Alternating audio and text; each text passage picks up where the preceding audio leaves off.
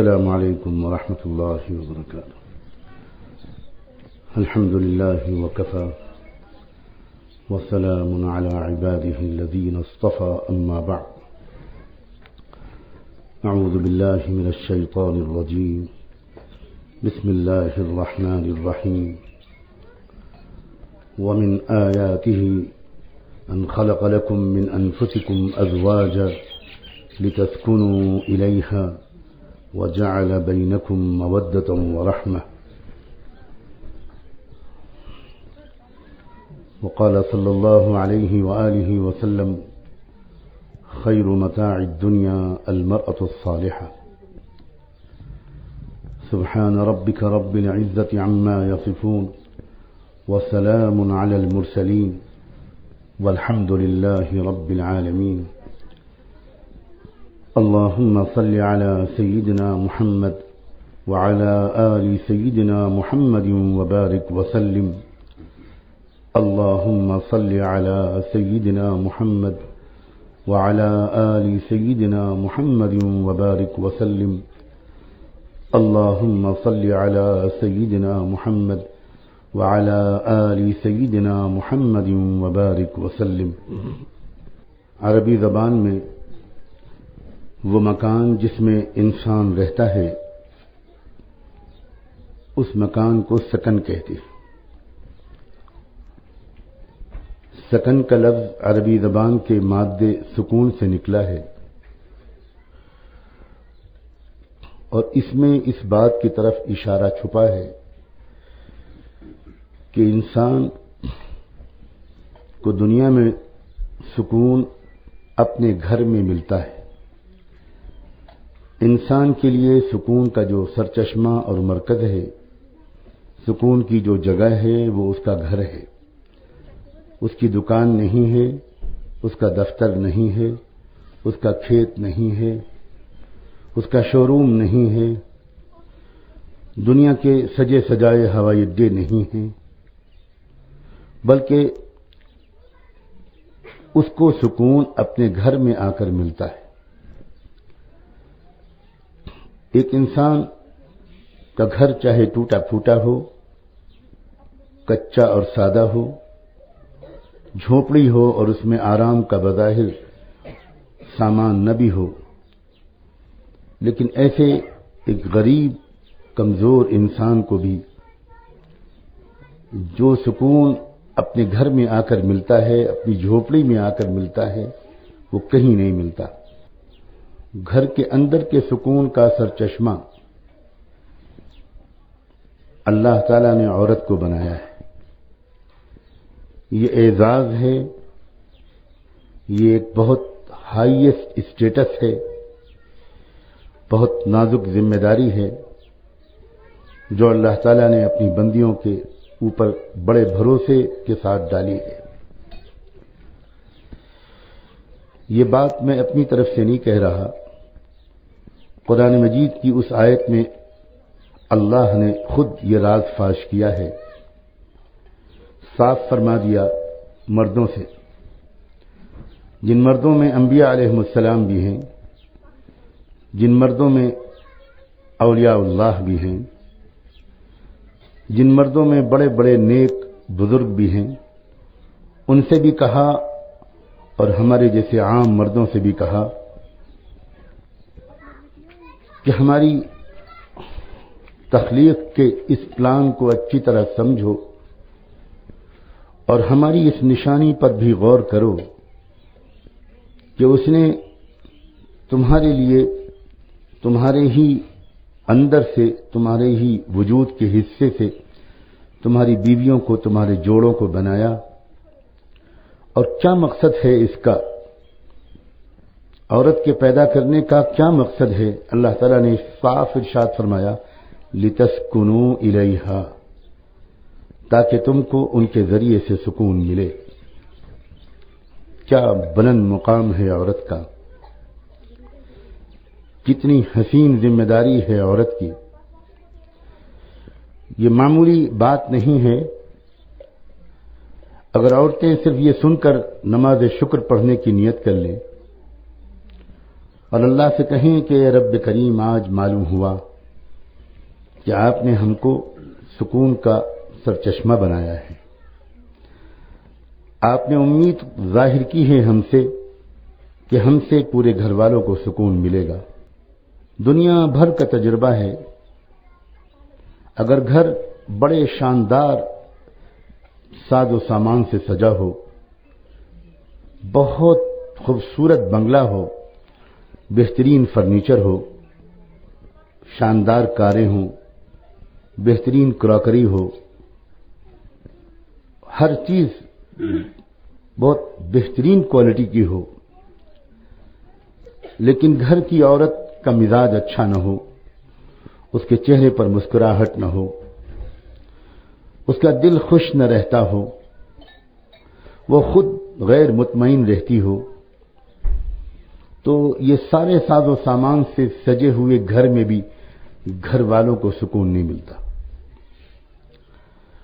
اور اس کے بالکل برعکس گھر ٹوٹا پھوٹا ہو، معمولی سی جھونپڑی ہو، نہ ڈھنگ کا بستر ہو، نہ خوبصورت سے برتن ہوں، نہ عورت کی الماریوں میں زیورات ہوں، نہ مرد کے پاس کئی سوٹ بدلنے کے لیے ہوں، ٹوٹی پھوٹی جھونپڑی، لیکن اس گھر والی کا مزاج خوشیوں بھرا ہو، وہ خوش رہنے کا سلیقہ بھی جانتی ہو اور خوش رکھنے کا بھی فن جانتی ہو، وہ جانتی ہو کہ خوش کیسے رہا جاتا ہے اور گھر کے ایک ایک فرد کو خوش کیسے رکھا جاتا ہے، خوشیوں کو کیسے تقسیم کیا جاتا ہے۔ اگر وہ جانتی ہو کہ غموں کو کیسے چھپایا جاتا ہے اور اپنے ہونٹوں پر ہر دم مسکراہٹ کو کیسے سجایا جاتا ہے، تو ایسی جھونپڑی میں بھی رہنے والے لوگوں کو محل کا مزہ آتا ہے، جنت کا مزہ آتا ہے، نہایت سکون ملتا ہے۔ انسان کے سکون کا مرکز اس کا گھر ہے اور گھر کے سکون کا مرکز گھر کی عورت ہے۔ یہ راز ہیں زندگی کے، اور زندگی کے رازوں کو سیکھ کر زندگی گزارنا سمجھداروں کا شیوا ہے۔ اس زمانے میں بہت کچھ سیکھا جا رہا ہے، مرد بھی بہت کچھ سیکھنے میں لگے ہیں، عورتیں بھی، لڑکیاں بھی بہت کچھ سیکھنے اور پڑھنے میں لگی ہیں۔ عجیب و غریب بات ہے، ہم نہیں سیکھ رہے ہیں تو زندگی گزارنے کا سلیقہ نہیں سیکھ رہے ہیں، جبکہ سب سے زیادہ جو چیز سیکھنے کی ہے وہ زندگی گزارنے کا سلیقہ سیکھنا ہے۔ جو انسان، جو مرد یا جو عورت، جو لڑکا یا جو لڑکی، جو شوہر اور جو بیوی زندگی گزارنے کا سلیقہ سیکھ کر زندگی گزارتے ہیں، ان کی زندگی بہت پرسکون گزرتی ہے، بڑی مطمئن گزرتی ہے، خوشیوں سے آباد گزرتی ہے۔ اللہ کی بندیوں، آج اس بات کو سمجھنے کی کوشش کرو اور اللہ سے دل دل میں دعا مانگو کہ رب کریم اب ہم کو خوش رہنا اور خوش رکھنے کا سلیقہ سیکھ کر جانا ہے، اور زندگی بھر خوشیوں کے ساتھ زندگی گزارنی ہے۔ یہ صرف ہماری اور آپ کی خواہش نہیں ہے کہ ہم خوشیوں کے ساتھ زندگی گزاریں، بہت عجیب بات ہے، قربان ہو جانے کی بات ہے کہ ہمارا شفیق پروردگار بھی یہی چاہتا ہے کہ اس کا ہر بندہ اور اس کی ہر بندی دنیا میں بھی خوش رہے اور آخرت میں بھی خوش رہے۔ لیکن اس رب نے انسان کو ایسا بنایا ہے کہ وہ زبردستی کسی انسان کے لیے کوئی زندگی کا حال متعین نہیں کرتا، انسان کو خود اختیار دے دیا ہے کہ تم چاہو تو زندگی خوشیوں کے ساتھ گزار سکتے ہو، خوش رہ سکتے ہو اور خوش رکھ سکتے ہو، اور چاہو تو ٹینشنز کے ساتھ، فرسٹریشنز کے ساتھ، غصے کے ساتھ، شکوے شکایت کے ساتھ، بدگمانیوں کے ساتھ، حسد کے ساتھ، بے صبری کے ساتھ، ایک دوسرے سے جلن کے ساتھ، وغیرہ وغیرہ بہت سی حرکتیں کر کے اپنے سکون کو خود غارت کر سکتے ہو، میں دخل نہیں دوں گا۔ یہ زندگی تمہارے ہاتھ میں ہے، چاہو تو بنا لو، چاہو تو بگاڑ لو۔ دنیا کی اور مخلوقات کے ساتھ اللہ کا معاملہ یہ نہیں ہے، ان مخلوقات کو انسان شفیق پروردگار نے کوئی اختیار نہیں دیا، لیکن انسان کو پورا اختیار دیا۔ انسان کو کہا کہ تم چاہو تو اپنی زندگیوں کو خوشیوں سے بھر لو، اور چاہو تو اسی دنیا کو جنت بنا لو، اور آخرت میں بھی جنت اپنے لیے ریزرو کر لو۔ اس بات کو بہت غور سے سننا کہ یہ دنیا بھی، اس دنیا میں بھی ایک جنت کا مزہ چکھا جا سکتا ہے، بلکہ چکھا جا سکتا ہے نہیں، چکھا جا سکنا ضروری ہے۔ سچائیوں کے جاننے والے ایک بہت بڑے معتبر شخص، جنہوں نے کبھی جھوٹ نہیں بولا، کبھی کوئی کمزور بات نہیں کہی، حضرت عبداللہ بن عباس رضی اللہ عنہما، وہ ایک بہت بڑا راز فاش کر کے گئے ہیں۔ انہوں نے یہ کہا کہ ان فی الدنیا جنتا من لم يدخلها لم يدخل جنت الآخرہ، اس دنیا میں بھی ایک جنت ہوتی ہے، جو اس دنیا کی جنت میں نہیں جائے گا وہ آخرت والی جنت میں بھی نہیں جا پائے گا۔ ہمیں ٹٹول لینا چاہیے کہ ہماری اب تک کی جو زندگی گزر رہی ہے وہ اندر سے خوشیوں کے ساتھ ہے، مطمئن ہے، ایک سرور کی کیفیت، ایک شادمانی کی کیفیت، ایک اطمینان کی کیفیت، ایک اندر کا دل کا اطمینان، ایک اندر کی لذت و حلاوت ہم کو نصیب ہے یا نہیں؟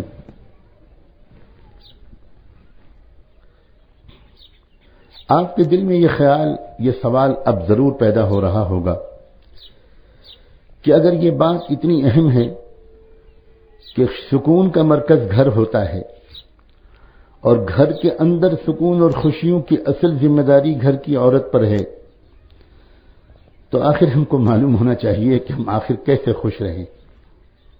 یہ آپ کا حق ہے کہ آپ یہ سوال پوچھیں، اور ہر وہ شخص جو کچھ اس سوال کا جواب دے سکتا ہے، یہ اس کا فرض ہے کہ بڑی محبت کے ساتھ، بہت شفقت اور پیار کے ساتھ، بہت ہی نرمی کے ساتھ، اور بہت خیر خواہی کے امٹتے ہوئے جذبوں اور پیار کے ساتھ آپ کو یہ بتائے کہ آپ خوش کیسے رہیں،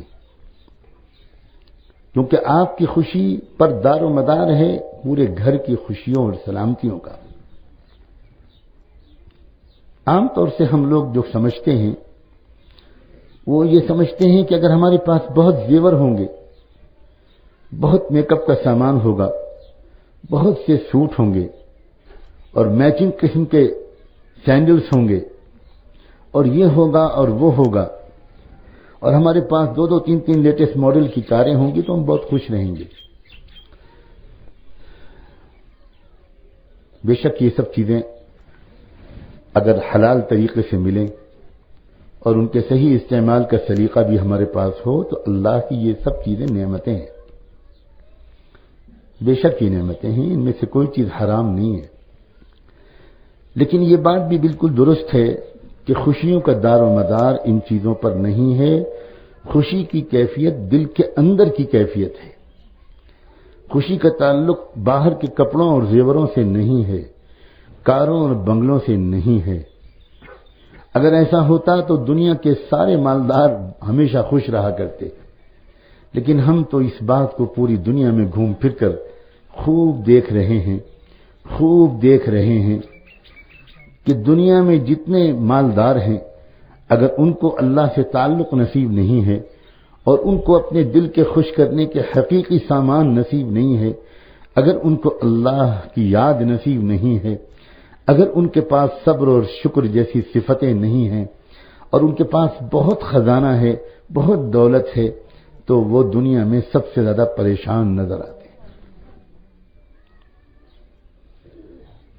آپ نے 50 مرتبہ علماء سے سنا ہوگا، پڑھنے والیوں نے کتابوں میں پڑھا ہوگا کہ صحابہ کرام اکثر غریب لوگ تھے، اتنے غریب تھے کہ ان جیسی غربت کا تو مزہ ہم میں سے شاید کسی نے اب تک نہیں چکھا. اتنے غریب لوگ تھے. 2 وقت یا 3 وقت کا کھانا پیٹ بھر کے کتنے گھروں میں صحابہ کے کھایا جاتا ہوگا.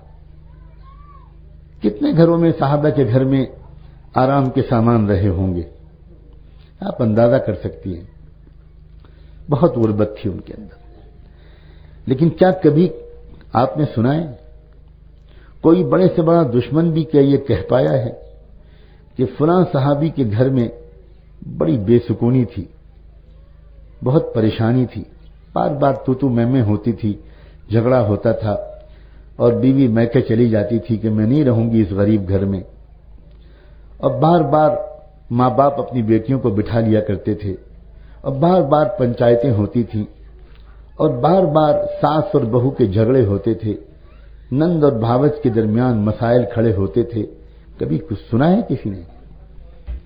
مجھے تو لگتا ہے کہ جو صحابہ کے دشمن بھی ہیں وہ بھی صحابہ کے کسی گھر کے بارے میں یہ باتیں نہیں کہہ سکے. عجیب غور کرنے کی بات ہے. اتنی غربت تھی ان کے گھر میں، لیکن رب کعبہ کی قسم جیسی خوشیاں ان کے گھر میں تھیں، کروڑ پتیوں کے گھر میں 1 گھنٹے کے لیے بھی وہ خوشی دیکھنے میں نہیں آتی. عجیب مستی سرشاری کی کیفیت تھی ان کے گھروں میں. عجیب سرور کی کیفیت رہتی تھی. سب خوش رہتے تھے، سب مست رہتے تھے. کیا وجہ تھی؟ کیا آپ نے وہ واقعہ نہیں سنا کہ ایک مزدور صحابی تھے بہت غریب کر کے اپنا اور اپنی بیوی کا ایک دن صبح کو نکلے کام کی تلاش میں. دن بھر کی سنت کے مطابق ان صحابی کی بیوی نے اپنے شوہر کو جو مزدوری کی تلاش کے لیے نکل رہے تھے اسی طرح رخصت کیا. دن بھر انہوں نے کام تلاش کیا لیکن کوئی کام نہیں ملا. اور وہ کام جب نہیں ملا تو مزدوری بھی نہیں ملی اور شام کو خالی ہاتھ گھر واپس آ گئے. بھوک لگی تھی، گھر میں آ کر کہا کہ بھئی کچھ کھلاؤ، دن بھر کچھ کھایا نہیں، بھوک لگی ہے. تو بیوی نے کہا کہ میں تو آپ کو بتا چکی تھی کہ گھر میں تو کچھ بھی نہیں بچا، جو کچھ تھا وہ کل استعمال ہو گیا تھا. آج تو میں انتظار بھی تھی کہ آپ واپس آئیں گے، کچھ لے کر آئیں گے، میں پکاؤں گی، آپ کو بھی کھلاؤں گی، میں بھی کھاؤں گی. لیکن شوہر نے جب یہ سنا بیوی کی زبان سے تو شوہر اداس ہو گئے. اپنے لیے نہیں، اپنی بیوی کے لیے ان کے دل میں خیال آیا ہوگا، اللہ میں تو مرد ہوں، برداشت کر لوں گا، یہ اللہ کی بندی اب یہ بھوکی ہے، اب پھر رات میں فاقے کے ساتھ سونا پڑے گا. اپنے شوہر کے چہرے پر فکرمندی کے آثار دیکھ کر اس وفادار بیوی نے کہا کہ میرے سرتاج آپ بالکل پریشان نہ ہوں، ایک بات پر ذرا غور کریں، روزانہ ہم لوگ اپنی مرضی کے مطابق کھا پی کر سوتے ہیں، آج کی رات ہمارے اور آپ کے رب نے یہ طے کیا ہے کہ آج کی رات ہم اس کی مرضی کے مطابق گزاریں. اور ایمان کی حقیقت تو میرے سرتاج یہی تو ہے کہ اللہ کی مرضی کے سامنے اپنی مرضی کو مٹا دیں. اللہ ہمارے اوپر جو حال بھیجے اس کو خوشیوں کے ساتھ قبول کر لیں، سر جھکا دیں کہ اللہ کی طرف سے یہی فیصلہ ہے تو مجھ کو منظور ہے، اس لیے کہ میرا اللہ بے رحم نہیں ہے، میرا اللہ بے خبر نہیں ہے، میرا اللہ بے بس نہیں ہے. اگر اس نے سب کچھ جاننے کے باوجود، پوری قدرت کے باوجود اور اتنی رحم دلی اور پیار کے باوجود اس نے اگر آج یہ فیصلہ کیا ہے کہ ہم دونوں بھوکے سوئیں گے تو آج ہم دونوں خوش خوش اللہ کی مرضی کے سامنے سر جھکاتے ہیں. آپ کیوں پریشان ہوتے ہیں؟ اللہ اکبر. شوہر کے بدن میں شاید نہ جانے کتنا خون بڑھ گیا ہو اپنی بیوی کی زبان سے یہ سمجھداری اور ہمت کے جملے سن کر.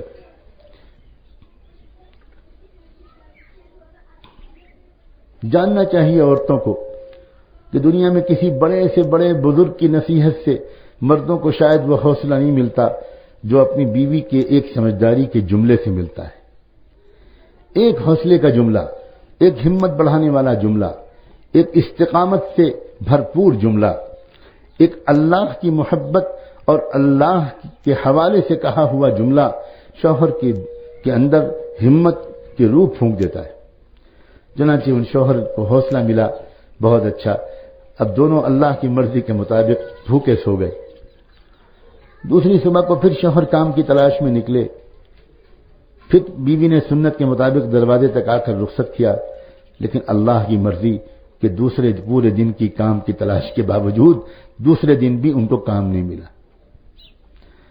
شام کو خالی ہاتھ واپس آ گئے، پھر وہی بات ہوئی، اور پھر بیوی نے کہا اللہ کی مرضی ہی تو ہے، آپ نے تو کوشش میں کوئی کمی نہیں کی ہوگی۔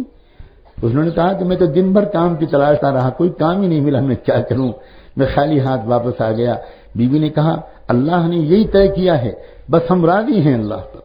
اے اللہ کے بندیوں، میں آپ کو گواہ بناتا ہوں کہ میری بیوی کو کچھ یاد آیا، اور بیوی نے پکار کر کہا کہ ذرا واپس آئیے، ایک بات مجھے کہنی ہے، 1 منٹ واپس آئیے۔ کیا ہوا؟ ابھی تو تم نے رخصت کیا تھا۔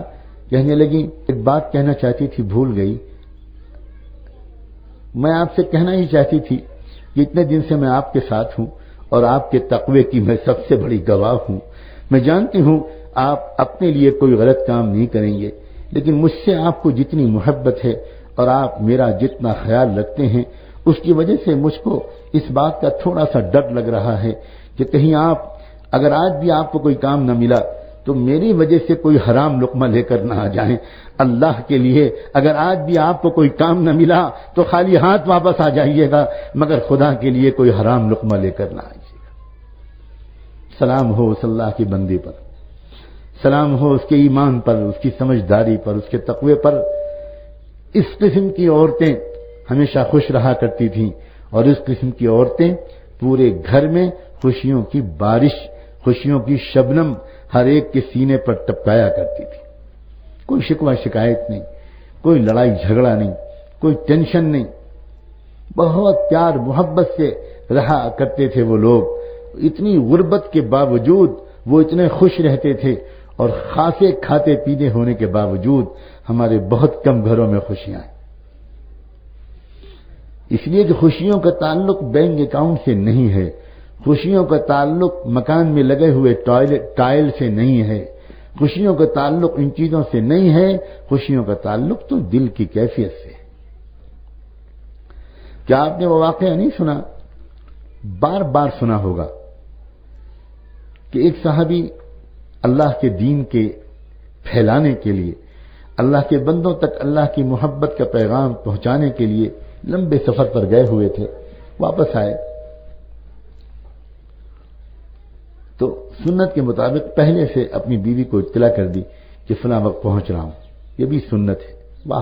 واہ اسلام، اتنی چھوٹی چھوٹی باریک باتوں کا خیال رکھا ہے رحمت دو عالم صلی اللہ علیہ وآلہ وسلم نے، کہ کوئی ماں باپ بھی اپنے بچوں اور بچیوں کو اتنی چھوٹی چھوٹی باتیں نہیں بتاتے۔ حضور نے یہ بتایا کہ جب تم سفر پر جایا کرو تو اچانک واپس اپنے گھر میں مت پہنچا کرو، پہلے سے اطلاع دے دیا کرو کہ فلاں وقت پہنچ رہا ہوں، تاکہ گھر صاف ستھرا ہو، بیوی صاف ستھری ہو، انتظار کرے، استقبال کرے، ذہنی طور پر تیار ہو جائے۔ اور تم جب گھر میں داخل ہو تو وہ صاف ستھرا سجا ہوا منظر دیکھ کر تمہاری آنکھیں ٹھنڈی ہو جائیں، تمہارا دل خوش ہو جائے۔ گندے میلے کچیلے گھر میں داخل ہوگے، بیوی کو تم بالکل میلی کچیلی ایک دم سے دیکھو گے تو تمہارے دل پر اچھا اثر نہیں پڑے گا، اس سے تمہاری زندگی میں ٹینشن پیدا ہو سکتا ہے۔ تو چھوٹی چھوٹی باتیں بتائی ہیں محمد الرسول اللہ صلی اللہ علیہ وآلہ وسلم۔ چنانچہ ان صحابی نے اس پر عمل کرتے ہوئے اپنے گھر میں اطلاع دی، بیوی تیار ہو گئیں استقبال کے لیے، شوہر پہنچے۔ اب اس عجیب بات یہ تھی کہ شوہر جب سفر میں تھے تو ان کے پیچھے ان کے بیٹے کا انتقال ہو چکا تھا، لیکن ذرا غور کریں اس ماں کے کلیجے پر کیا گزر رہی ہوگی جب شوہر واپس آیا ہوگا تو اس بیوی کا دل یہ نہیں چاہتا ہوگا کہ بس گھر میں داخل ہوتے ہی لپٹ کے رونا شروع کرے، اور جب شوہر پوچھے کہ کیا ہوا تو پھر پھوٹ پھوٹ کے روتے ہوئے بتائے کہ بیٹے کا انتقال ہو گیا آپ کے پیچھے۔ لیکن کتنی سمجھدار عورت تھی وہ جانتی تھی کہ میرے ذمے ایک کام ہے، میرے مالک نے لگایا ہے، میں خوشیوں کی توقع میں آنے والے شوہر کا استقبال غموں سے نہیں کر سکتی، چنانچہ چھپا لے گئی بالکل اس خبر کو، بھنک نہیں لگنے دی، شوہر اندازہ بھی نہیں کر پائے۔ اگر عورت کا چہرہ ذرا اڑا اڑا ہوتا، توجہ بٹی بٹی ہوتی اور آنکھوں میں آنسو ہوتے تو شوہر قریش کے پوچھتے کہ معاملہ کیا ہے، بتاؤ تو۔ یہاں تک کہ شوہر کو بیٹا یاد آیا، اس نے پوچھا بھی کہ بیٹا کہاں ہے، تو بیوی نے کوئی ایسا جملہ کہہ دیا کہ جھوٹ بھی نہ ہو اور شوہر کو اطمینان ہو جائے۔ اور خوشیوں کے ساتھ رات گزری۔ جب خوشیوں بھری رات گزر گئی، تب صبح کے ہوتے ہوتے بیوی نے شوہر سے کہا کہ ایک بات بتائیے، اگر کوئی امانت رکھوائے آپ کے پاس، ہمارے پاس، اور امانت رکھوانے والا واپس مانگے تو ہمیں کیا کرنا چاہیے؟ تو شوہر نے کہا کہ بھئی یہ مسئلہ تو پوچھنے کے لائق ہے ہی نہیں، امانت تو رکھوائی ہی جاتی ہے واپس دینے کے لیے، فوراً واپس دینا چاہیے خوشی خوشی۔ تب جا کر اس بیوی نے کہا اپنے شوہر سے کہ اللہ نے جو بیٹا ہمیں اور آپ کو امانت کے طور پر دیا تھا، آپ کے پیچھے اللہ نے وہ امانت واپس لے لی۔ اللہ اکبر۔ میں اکثر سوچا کرتا ہوں کہ اس باپ کو جتنا صدمہ بیٹے کے انتقال کی خبر سن کر ہوا ہوگا، اس سے زیادہ خوشی اس وقت اس کو یہ سوچ کر ہوئی ہوگی کہ اللہ نے مجھ کو کتنی سمجھدار بیوی دی ہے۔ اس اللہ کی بندی نے اپنے کلیجے پہ پتھر رکھا اور خوشیوں کا سامان رات میں فراہم کیا، اور مجھے ہوا نہیں لگنے دی اس بات کی کہ کوئی گھر میں حادثہ گزرا ہے اور صرف میری خاطر اس نے اپنے غم کو اس طرح چھپایا اور اب اتنے سلیقے سے وہ غم کی خبر مجھ کو دے رہی ہے۔ یہ کتنی سمجھدار بیوی ہے، کتنا شکر ان کے دل سے نکلا ہوگا، بدن کے روئیں روئیں سے نکلا ہوگا، اور ایک ہی خبر سن کر صبر اور شکر دونوں سعادتیں اس اللہ کے بندے کو نصیب ہو گئی۔ یہ ہوا کرتی تھیں عورتیں، لیکن بغیر بات کو پھیلائے ہوئے میں بہت سیدھے انداز سے کہتا ہوں، یہ آخر ان کو یہ سمجھداری، یہ حوصلہ کہاں سے ملتا تھا؟ کیسے ان کے اندر یہ اخلاق پیدا ہوتے تھے، یہ مزاج ان کا بنتا تھا؟ اتنا خوش وہ کس طرح غربت کے باوجود، غموں کے باوجود اتنا خوش وہ کیسے رہتی تھی؟ بات اصل میں بالکل یہ ہے کہ انسان کی جو خوشی ہے اس کا تعلق دل کی کیفیت سے ہے۔ انسان کی جیب خوش نہیں ہوتی، اس کی گردن خوش نہیں ہوتی، چاہے جتنا اچھا لاکٹ گردن میں پڑا ہو، گردن خوش نہیں ہوتی، آنکھیں خوش نہیں ہوتی، ہونٹ خوش نہیں ہوتے، بدن خوش نہیں ہوتا، الماری خوش نہیں ہوتی، انسان کا دل خوش ہوتا ہے۔ آدمی کہتا ہے یہی ہے، میرا دل آج بہت خوش ہے۔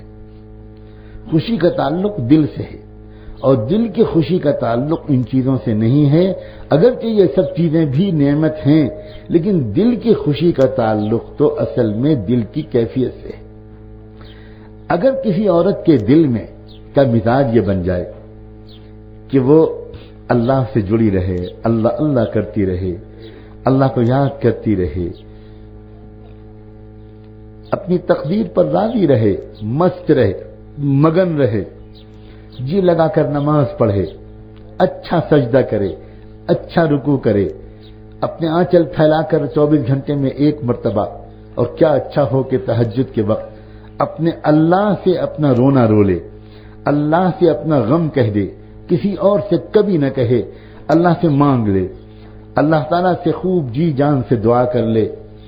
کس عورت کے زندگی میں جس کے دل کے اندر دعا کی لذت ہوگی، جس کی نماز اچھی ہوگی، جس کے سجدے اچھے ہوں گے، جو روزانہ شوق و ذوق سے کچھ قرآن پڑھے گی، جو اللہ اللہ کرتی ہوگی، جو اللہ تعالیٰ کو یاد کرتی ہوگی، جس کے دل میں غریبوں کی ہمدردی ہوگی، جو تقدیر پر راضی ہوگی، جس کے دل میں جنت کا شوق ہوگا، اور جو ایک بات یہ مسلسل یاد رکھے گی کہ تھوڑی اگر پریشانی آئی بھی ہے تو یہ پریشانی تھوڑے دن کی ہے، آگے تو جنت میرے انتظار میں ہے۔ آخرت جس کے سامنے ہوگی وہ عورت بڑی سی بڑی پریشانی کے وقت میں بھی خوش رہے گی، اور جو عورت خود خوش رہے گی اس کا پورا گھر خوش رہے گا۔ یہ بہت بڑا مقام ہے جو اللہ نے آپ کو دیا ہے، بہت بڑا مقام اللہ نے۔ یہ حیثیت اور یہ مقام اور یہ ذمہ داری میں سچ کہتا ہوں اللہ نے آپ کو دیا ہے۔ آپ اس کی قدر کریں، آپ اس ہنر کو سیکھیں، اس سلیقے کو سیکھیں کہ دل کیسے خوش ہوتا ہے۔ اللہ نے عورتوں کے لیے اتنا آسان بنایا ہے، عورتوں کے لیے نہ کو گھر کو چھوڑنا بتایا، نہ عورتوں کے لیے بڑی بڑی مجاہدوں والی قربانیاں دی تھی۔ یہ اللہ نے عورتوں کے ذمے عام حالات میں نہیں رکھا، لیکن عورتوں کو نارمل حالات میں کیا سکھایا؟ یہ کہا کہ تم اپنے گھر کا کام کاج کرتی رہو، تم کچن کا کام کر رہی ہو، تم گھر کو صاف ستھرا کر رہی ہو، اس صاف ستھرا کرتے ہوئے تم اپنے رب کو یاد کرتی رہا کرو۔ اب ایک عورت کچن میں کام کر رہی ہے، وہ کھانا پکا رہی ہے گھر والوں کے لیے، بچوں کے لیے، مہمانوں کے لیے، اسے گرمی بھی لگ رہی ہے، کچھ تکان بھی ہو رہی ہے، لیکن وہ چپ چاپ کھانا پکاتے ہوئے اللہ تعالیٰ سے باتیں کر رہی ہے کہ اللہ مجھ کو چولہے کی گرمی برداشت نہیں ہو رہی، جہنم کی گرمی میں کیسے برداشت کر پاؤں؟ اے رب کریم، اس خدمت کو قبول کر کے میری مغفرت کر دیجیے۔ میں نے سنا ہے کہ آپ خدمت پر بہت مغفرت کرتے ہیں۔ اللہ میں اپنے شوہر کی خدمت کر رہی ہوں، اللہ میں اپنی ساس اور سسر کی خدمت کر رہی ہوں، اللہ میں اپنے بچوں کی خدمت کر رہی ہوں، اللہ میں اپنے گھر میں آنے والے مہمانوں کی خدمت کر رہی ہوں۔ میرے پاس اتنا وقت تو نہیں ہے کہ میں بہت لمبی لمبی نفلیں پڑھوں، اللہ اسی خدمت کو قبول کر کے میرے دل کو صاف کر دیجئے، میرے گناہوں کو معاف کر دیجئے، مغفرت کر دیجئے۔ اب وہ عورت دیکھنے والوں کی نگاہ میں تو کچن سے نکلی ہے کھانا پکا کر، لیکن اللہ کی نگاہ میں یہ کچن سے نکلی ہے مغفرت کا پروانہ لے کر۔ کتنا آسان ہے آپ کے لیے، آپ اپنے بچے کو نہلا دھلا رہی ہیں، اگر آپ کا دل اللہ سے جڑ جائے نا، اگر واقعی دل اللہ کو یاد کرنے لگے اس طرح جس طرح وہ اس کو یاد کرتا ہے جس سے محبت ہوتی ہے۔ یاد رکھیے، دل کو جس سے محبت ہوتی ہے وہ گھڑی دیکھ کر اپنے محبوب کو یاد نہیں کیا کرتا، وہ یہ نہیں کہا کرتا کہ اب سورج ڈوب گیا اب میں اپنے محبوب کو یاد کر لوں، اب سورج نکلنے والا ہے اب میں اپنے محبوب کو یاد کر لوں۔ یہ عشق و محبت کی دنیا میں حماقت کی بات ہے۔ عشق و محبت کی دنیا تو ایسی ہوتی ہے کہ انسان کے دل سے اپنے محبوب کی یاد نکلتی ہی نہیں۔ لیٹی ہے عورت تب بھی یاد کر رہی ہے، بیٹھی ہے تب بھی یاد کر رہی ہے۔ کسی کا شوہر باہر گیا ہوا ہے، کئی دن ہو گئے، بہت دن ہو گئے، اب ظاہر ہے کہ وہ عورت اگر کام کر رہی ہے تب بھی شوہر یاد آ رہا ہے، اگر وہ نماز پڑھ رہی ہے تب بھی شوہر یاد آ رہا ہے، اگر وہ سونے کے لیے لیٹی ہے تب بھی شوہر یاد آ رہا ہے۔ محبت والی یاد اوقات کی پابند نہیں ہوتی۔ ہماری مشکل یہ ہے کہ ہماری اللہ کی یاد اگر ہے بھی تو بس قانونی درجے میں ہے، محبت والی یاد ابھی تک ہم نے اپنے دل میں بسانے کی کوشش ہی نہیں کی۔ ورنہ محبت والی یاد جس عورت کو اپنے رب کی ہو جائے گی تو اس کا کیا حال ہوگا؟ وہ عورت اپنے بچے کو نہلا رہی ہوگی، نہلاتے نہلاتے ایک دم سے اس کو یاد آئے گا اور وہ چپکے چپکے اپنے رب سے کہنے لگی کہ اللہ یہ بچہ میرا ہے، یہ بیٹی میری ہے، میں اسے گندا نہیں دیکھ سکتی، بار بار نہلاتی ہوں، کپڑے بدلتی ہوں تاکہ یہ صاف ستھرا رہے۔ اللہ میں بھی تو آپ کی بندی ہوں، میرا بھی تو دل گندا ہو گیا گناہوں سے، آپ اپنی بندی کو گندا کیسے دیکھیں گے اللہ میں اس بچے کو نہلا دھلا رہی ہوں اور آپ میرے دل کو دھو دیجیے۔ اب دنیا تو یہ دیکھ رہی ہے، گھر والے تو یہ دیکھ رہے ہیں کہ فلاں اپنے بچے کو نہلا رہی ہے، لیکن آپ بچے کو نہلا کے اٹھی اور اس بیچ میں اللہ نے آپ کے دل کو دھو دیا، کسی کو خبر بھی نہیں، کسی کو پتہ نہیں۔ اور یہ وہ ذکر کے طریقے ہیں جس ذکر کے طریقے سے ہمارے اندر تکبر بھی نہیں پیدا ہوتا، ہمارے اندر بزرگی کا احساس بھی نہیں پیدا ہوتا۔ ورنہ بڑے کی یاد کے بعض طریقے وہ ہیں کہ جن سے اپنے اندر بڑائی پیدا ہو جاتی ہے۔ اس لیے عورتوں کو تو خاص طور پر جس ذکر کی تلقین کی جاتی ہے، ہم نے اپنے بزرگوں کو دیکھا کہ وہ عورتوں کو جو بات سکھاتے تھے وہ یہ کہ کام کاج کے درمیان اپنے اللہ کو یاد کرو، کام کاج کے درمیان ادھر ادھر کے خیالات کے بجائے اپنے رب کو یاد کرو۔ اگر تم کو شروع میں اس کی مشق نہیں ہو رہی ہے تو جس وقت کام کر رہی ہو اس وقت تم کسی ٹیپ ریکارڈر میں کوئی حمد لگا لو، کوئی مناجات لگا لو، اللہ سے کچھ مانگو اور وہ سنو اور آنکھوں سے آنسوؤں کا نذرانہ پیش کرو، اپنے آنچل سے آنسو پوچھ لو، چھپا لو، کسی کو پتہ نہ ہو کہ تم اپنے رب کو یاد کر رہی ہو، کسی کو خبر نہ ہو، کوئی پہچان ہی نہ پائے، کوئی گھر میں رہنے والے نہ پہچان پائیں کہ یہ اللہ کی بندی اس طرح چھپ کے تہجد پڑھتی ہے، اس طرح چھپ کے نمازیں پڑھتی ہے، اس طرح چھپ کے اپنے رب کو یاد کرتی ہے۔ یہ والا جو ذکر ہے اور یہ جو تعلق ہے، یہ جو دل کو اللہ سے جو تعلق ہے، دل کی کیفیت ہے، یہ اصل میں ہر وقت دل کو خوش رکھتی ہے۔ اور ایسی عورت جب خود خوش رہے گی تو وہ ہر ایک کو خوش رکھنا اس کے لیے بہت آسان ہے۔ پھر اس کے چہرے پہ مسکراہٹ ہی مسکراہٹ رہے گی، غصے میں نہیں آئے گی، ٹینشن میں نہیں آئے گی، اور وہ جھگڑے گھر میں آئیں گے ہی نہیں جو تقریباً ہر گھر کو آج کل توڑ رہے ہیں۔ بہت افسوس اور بہت فکر مندی کی بات ہے۔ اے اللہ کی بندیوں، اے اللہ کی بندیوں، تمہارا جو دین ہے، تمہارا جو دین وہ بہت لمبے چوڑے بیانوں کا نہیں ہے۔ عورتوں کے ذمے اس طرح کی چیزیں عام طور پر نہیں ہیں۔ عام طور تک عورتوں کی چیز جو ذمے جو اصل چیز ہے کہ وہ خوش رہیں اور خوش رکھیں۔ آپ کی خوشیوں کا اثر آپ کی نسلوں تک پہنچتا ہے، آپ غور تو کرو۔ آپ اگر خوش رہو گی تو جن دنوں میں بچہ آپ کے پیٹ میں ہوگا وہ آپ کی مسلسل خوشیوں سے اس بچے کا مزاج بھی نارمل اور معتدل ہوگا، وہ بچہ بھی دنیا میں خوش اخلاق پیدا ہوگا، وہ چڑچڑا نہیں ہوگا، وہ فرسٹریشن کا بیمار نہیں ہوگا، وہ کنفیوژن کا بیمار نہیں ہوگا، ایک بہت پازیٹو نفسیات لے کر وہ دنیا میں آئے گا۔ اب تو میڈیکل سائنس نے ان تمام چیزوں کو بالکل ثابت کر دیا ہے کہ پریگنینسی کے دوران جو ماں کی نفسیات ہوتی ہے، جو ماں کی سوچ ہوتی ہے، جو ماں کے جذبات ہوتے ہیں، جو ماں کی تمنائیں ہوتی ہیں، جو ماں کا موڈ ہوتا ہے، وہ بچے کے دل، دماغ اور نفسیات پر پرنٹ ہوتا ہے۔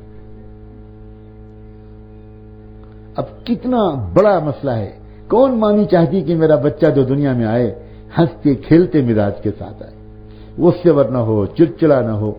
یہ بڑی حد تک خود آپ کے ہاتھ میں ہے۔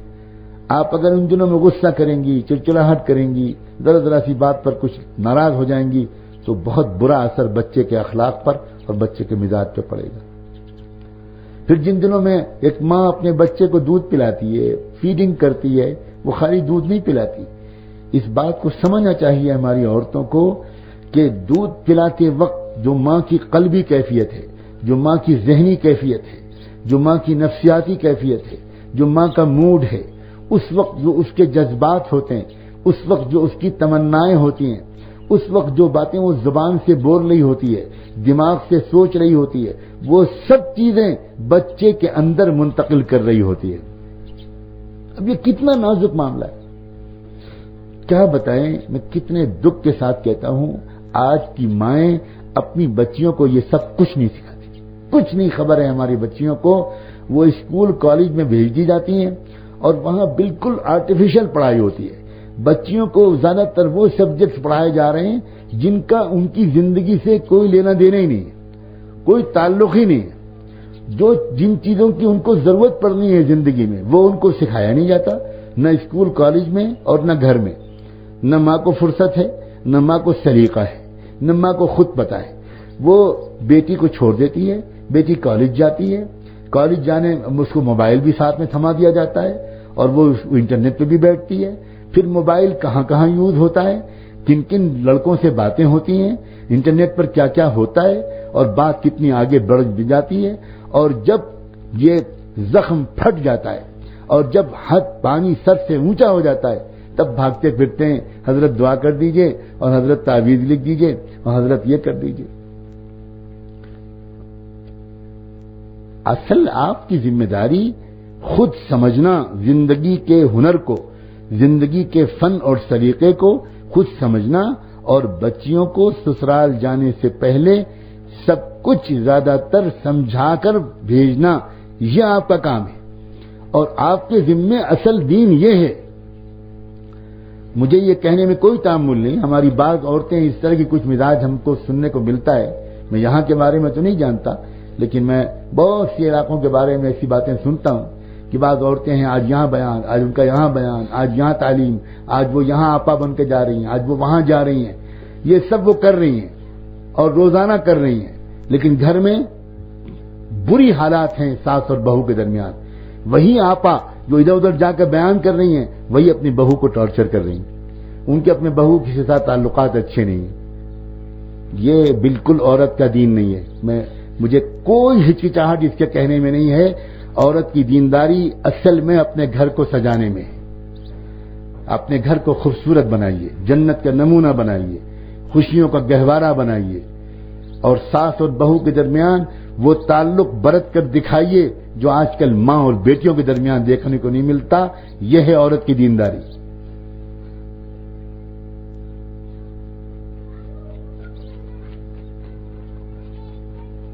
ابھی چند سال پہلے کی بات ہے، بہت زیادہ لمبا عرصہ نہیں گزرا، شاید 2.5-3 سال کا عرصہ گزرا ہوگا. ایک واقعہ سناتا ہوں بالکل اسی دور کا، تاکہ آپ کی سمجھ میں آئے کہ میں کیا کہنا چاہ رہا ہوں.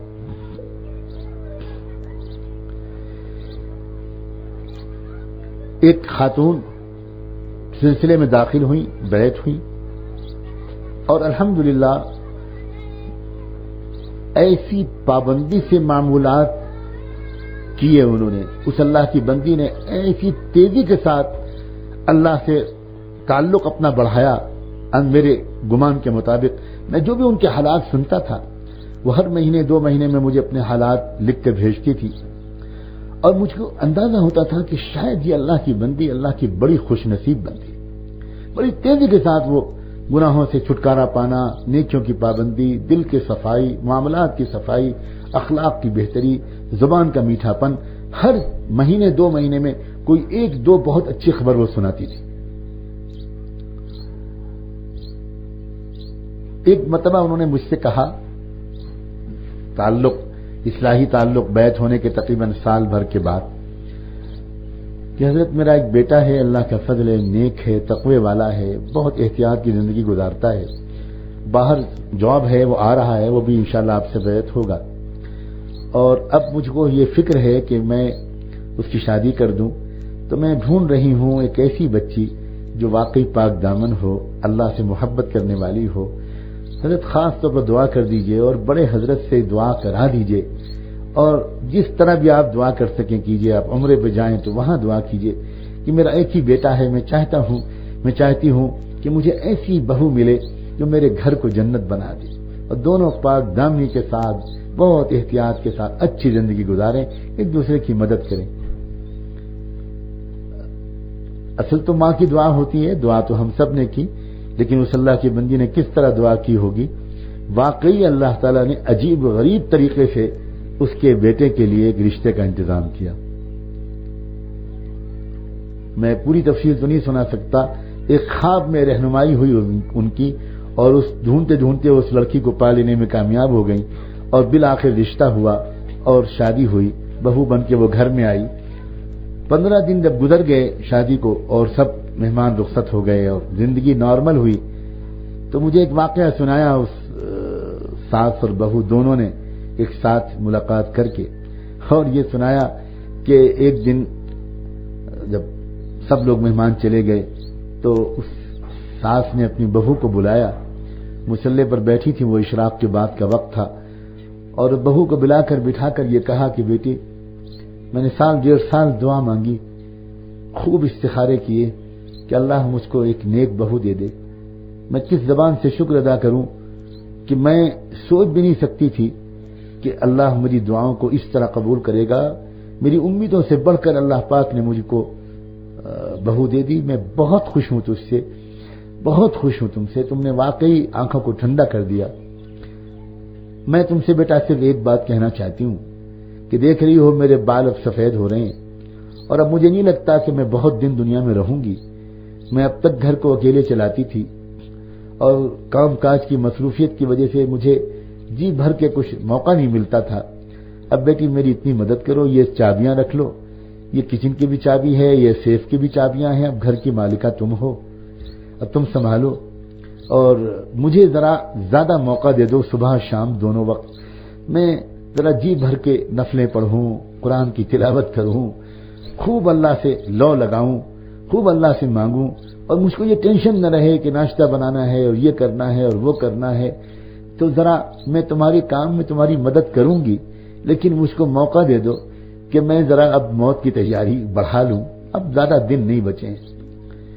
یہ سن کر اس بہو نے اپنی ماں اپنی ساس کی گود میں سر رکھا اور کہا امی میں کس زبان سے شکر ادا کروں کہ اللہ تعالیٰ نے مجھ کو یہ گھر عطا کیا ہے.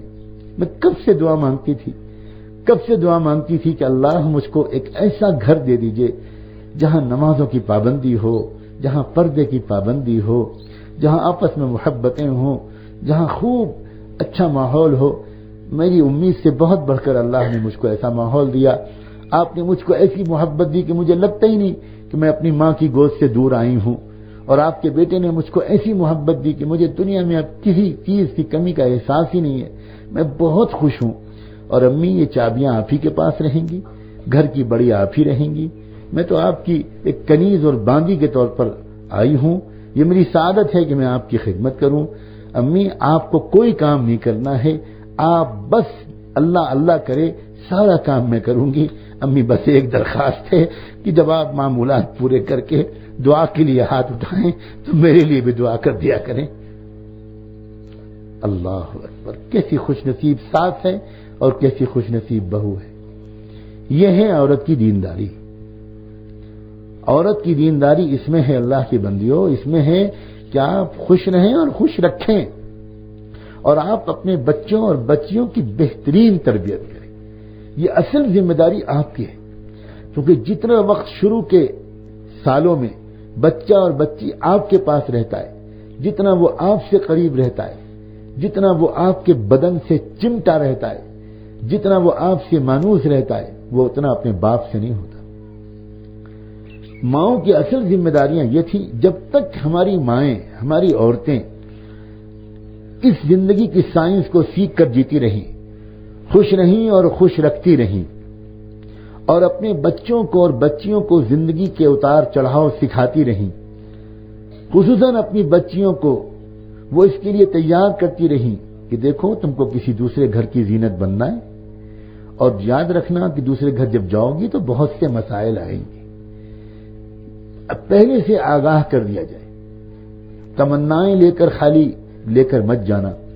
زندگی کا صرف رومانٹک تصور لے کر مت زندہ رہنا. یہ اللہ تعالیٰ نے زندگی کا رومانٹک تصور تو صرف اس لیے دیا ہے کہ لڑکا اور لڑکی ایک ذمہ داری کے بندھن میں بندھ جائیں. اگر یہ رومانٹک تصور نہ ہوتا تو کوئی جان بوجھ کر شادی کرنے پر آمادہ ہی نہ ہوتا. کوئی ذمہ داری کا توق اپنے گردن میں لٹکاتا ہی نہیں. لڑکا بھی کہتا کہ میں اس کے بغیر بہت اچھا ہوں، لڑکی بھی کہتی کہ میں اس کے بغیر بہت مطمئن ہوں. لیکن اللہ تعالیٰ جانتے ہیں کہ انسانی آبادی، انسانی نسل نہیں چل سکتی، فیملی سسٹم نہیں چل سکتا جب تک کہ یہ رشتے نہ ہوں، شادیاں نہ ہوں. اس لیے اللہ تعالیٰ نے مزین کر دیا، ڈیکوریٹ کر دیا. یہ اللہ تعالیٰ کی حکیمانہ پلاننگ کا حصہ ہے. ورنہ مقصد زندگی عشق و محبت نہیں ہے، مقصد زندگی رومانس نہیں ہے، مقصد زندگی سجنا سجانا نہیں ہے. مقصد زندگی تو بہت بلند ہے، بہت بلند ہے. مقصد زندگی تو اپنے رب پر قربان ہو جانا ہے. مقصد زندگی تو اپنے رب کو پہچاننا ہے. مقصد زندگی تو اصلی محبوب سے محبت کرنا ہے. اس لیے ماں کی ذمہ داری ہے یہ. ماں کو اتنا میچیور ہونا چاہیے، ماں کو اتنا سمجھدار ہونا چاہیے کہ وہ اپنی بچیوں کو خاص طور پر اور اپنی اولاد کو عام طور پر زندگی کے نشیب و فراز سمجھائے. میں اس وقت ماں کی ذمہ داری پر اس لیے زور دے رہا ہوں کہ میں اس وقت آپ سے بات کر رہا ہوں. مردوں سے بات کروں گا تو میں مردوں کو ان کی ذمہ داری کا احساس دلاؤں گا. یہ جو زندگی کا نقشہ ہے آج کل کہ مرد الجھا ہوا ہے اپنے کاروبار میں اور عورت الجھی ہوئی ہے اپنے فیشن میں، ملنے ملانے میں، شادیوں کی تقریبات میں، ادھر ادھر گھومنے میں اور مارکیٹنگ اور شاپنگ میں نہ باپ کو فرصت ہے بچوں کو کچھ سمجھانے کی اور نہ ماں کو کچھ فرصت ہے بچوں کو کچھ سمجھانے کی. خون کے آنسو رونا پڑے گا دنیا میں بھی جب اولاد بدنام کرنے والی حرکتیں کرے گی. اور صرف دنیا ہی میں سزا اس کی نہیں ملے گی، آخرت میں اس کی بدترین سزا ملے گی. اس لیے کہ وہ بچے اور بچیاں یہ اللہ سے کہیں گے اللہ ہم جو بگڑے اور ہم نے جو بوائے فرینڈز اور گرل فرینڈز بنائے اور ہم نے جو حدود سے تجاوز کیا اور ہم نے جو پیر چادر سے باہر نکالے، اللہ ہم تو ناسمجھ اور میچور تھے. ان ماں باپ سے پوچھئے کہ انہوں نے ہم کو ایسے کو ایجوکیشن والے کالج میں کیوں بھیجا. ان ماں باپ سے پوچھئے کہ انہوں نے کتنی گھنٹے ہمارے ساتھ بیٹھ کر ہماری کاؤنسلنگ کی، کتنی مرتبہ ہم کو محبت سے سمجھایا. انہوں نے زندگی کا اونچ نیچ ہمیں کبھی نہیں سمجھایا.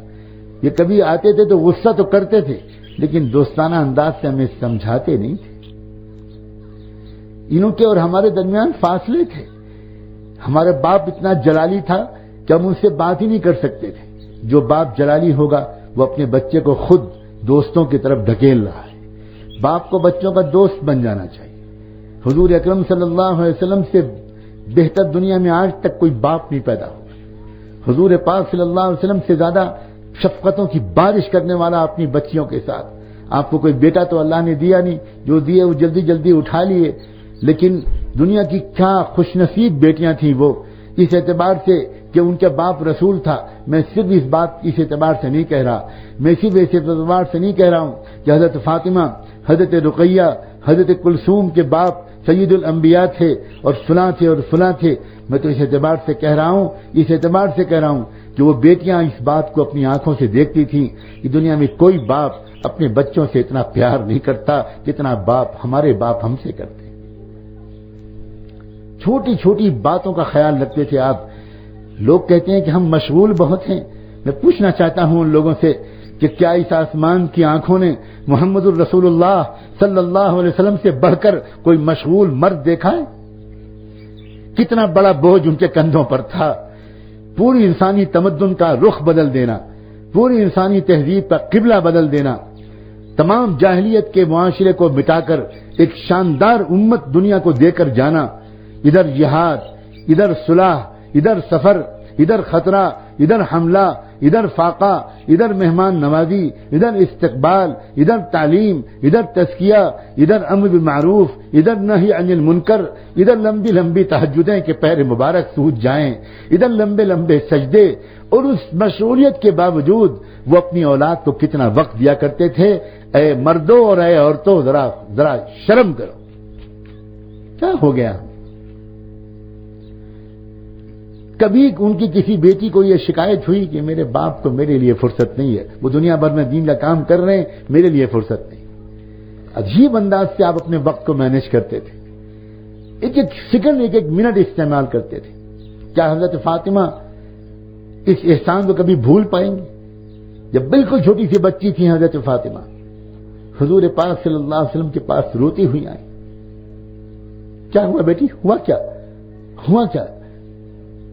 ابا میں ابھی آ رہی تھی، فلاں جگہ گئی تھی، ابھی آ رہی تھی، راستے میں ابو جہل ملا اور ابو جہل نے مجھ کو بلایا، میرے تھماچا مارا، میرے بال کھینچے اور یہ کہا کہ تیرے ابا کو ایک دن ختم کر کے رہنا پڑے گا. برا بلا آپ کو کہہ رہا تھا، مجھے مارا. کیا ہوا پھر بیٹی؟ پھر کیا ہوا؟ بس میں آپ کے پاس آ رہی تھی اور راستے میں ابو سفیان مل گئے. تو ابو سفیان نے مجھے روتا ہوا دیکھا تو پوچھا کہ کیا ہوا فاطمہ؟ کیا ہوا؟ میں نے ساری کہانی سنا دی. اچھا فاطمہ پھر کیا کیا ابو سفیان نے؟ پھر کیا کیا؟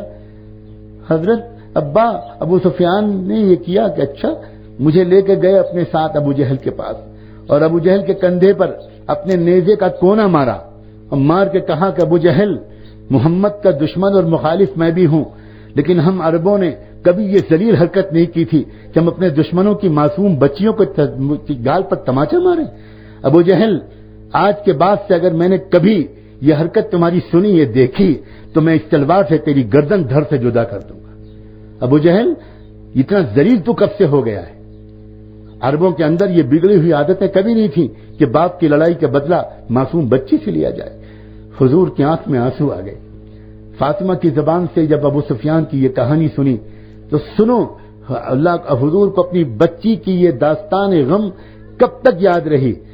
زمانہ گزر گیا، مکہ مکرمہ سے آپ مدینہ منورہ آ گئے، ہجرت بھی ہو گئی، سن 2 ہجری بھی گزر گیا، سن 3 ہجری بھی گزر گیا، سن 4 ہجری بھی گزر گیا، سن 5 ہجری کا غزوہ خندق بھی گزر گیا، سن 6 ہجری کا صلح حدیبیہ بھی گزر گیا، سن 8 ہجری میں جب فتح مکہ کا موقع آیا، جب فتح مکہ ہوئی تو اس وقت اچانک حضور صلی اللہ علیہ وسلم نے یہ اعلان کیا کہ اعلان کر دو مکے میں جا کر، من دخل دار ابی سفیان فہو آمن، جو بھی مشرک مکے کا کافر، جو انسان ابو سفیان کے گھر میں جا کر، اس کی حویلی میں جا کر پناہ لے لے گا، ہم اس کو پناہ دے دیں گے۔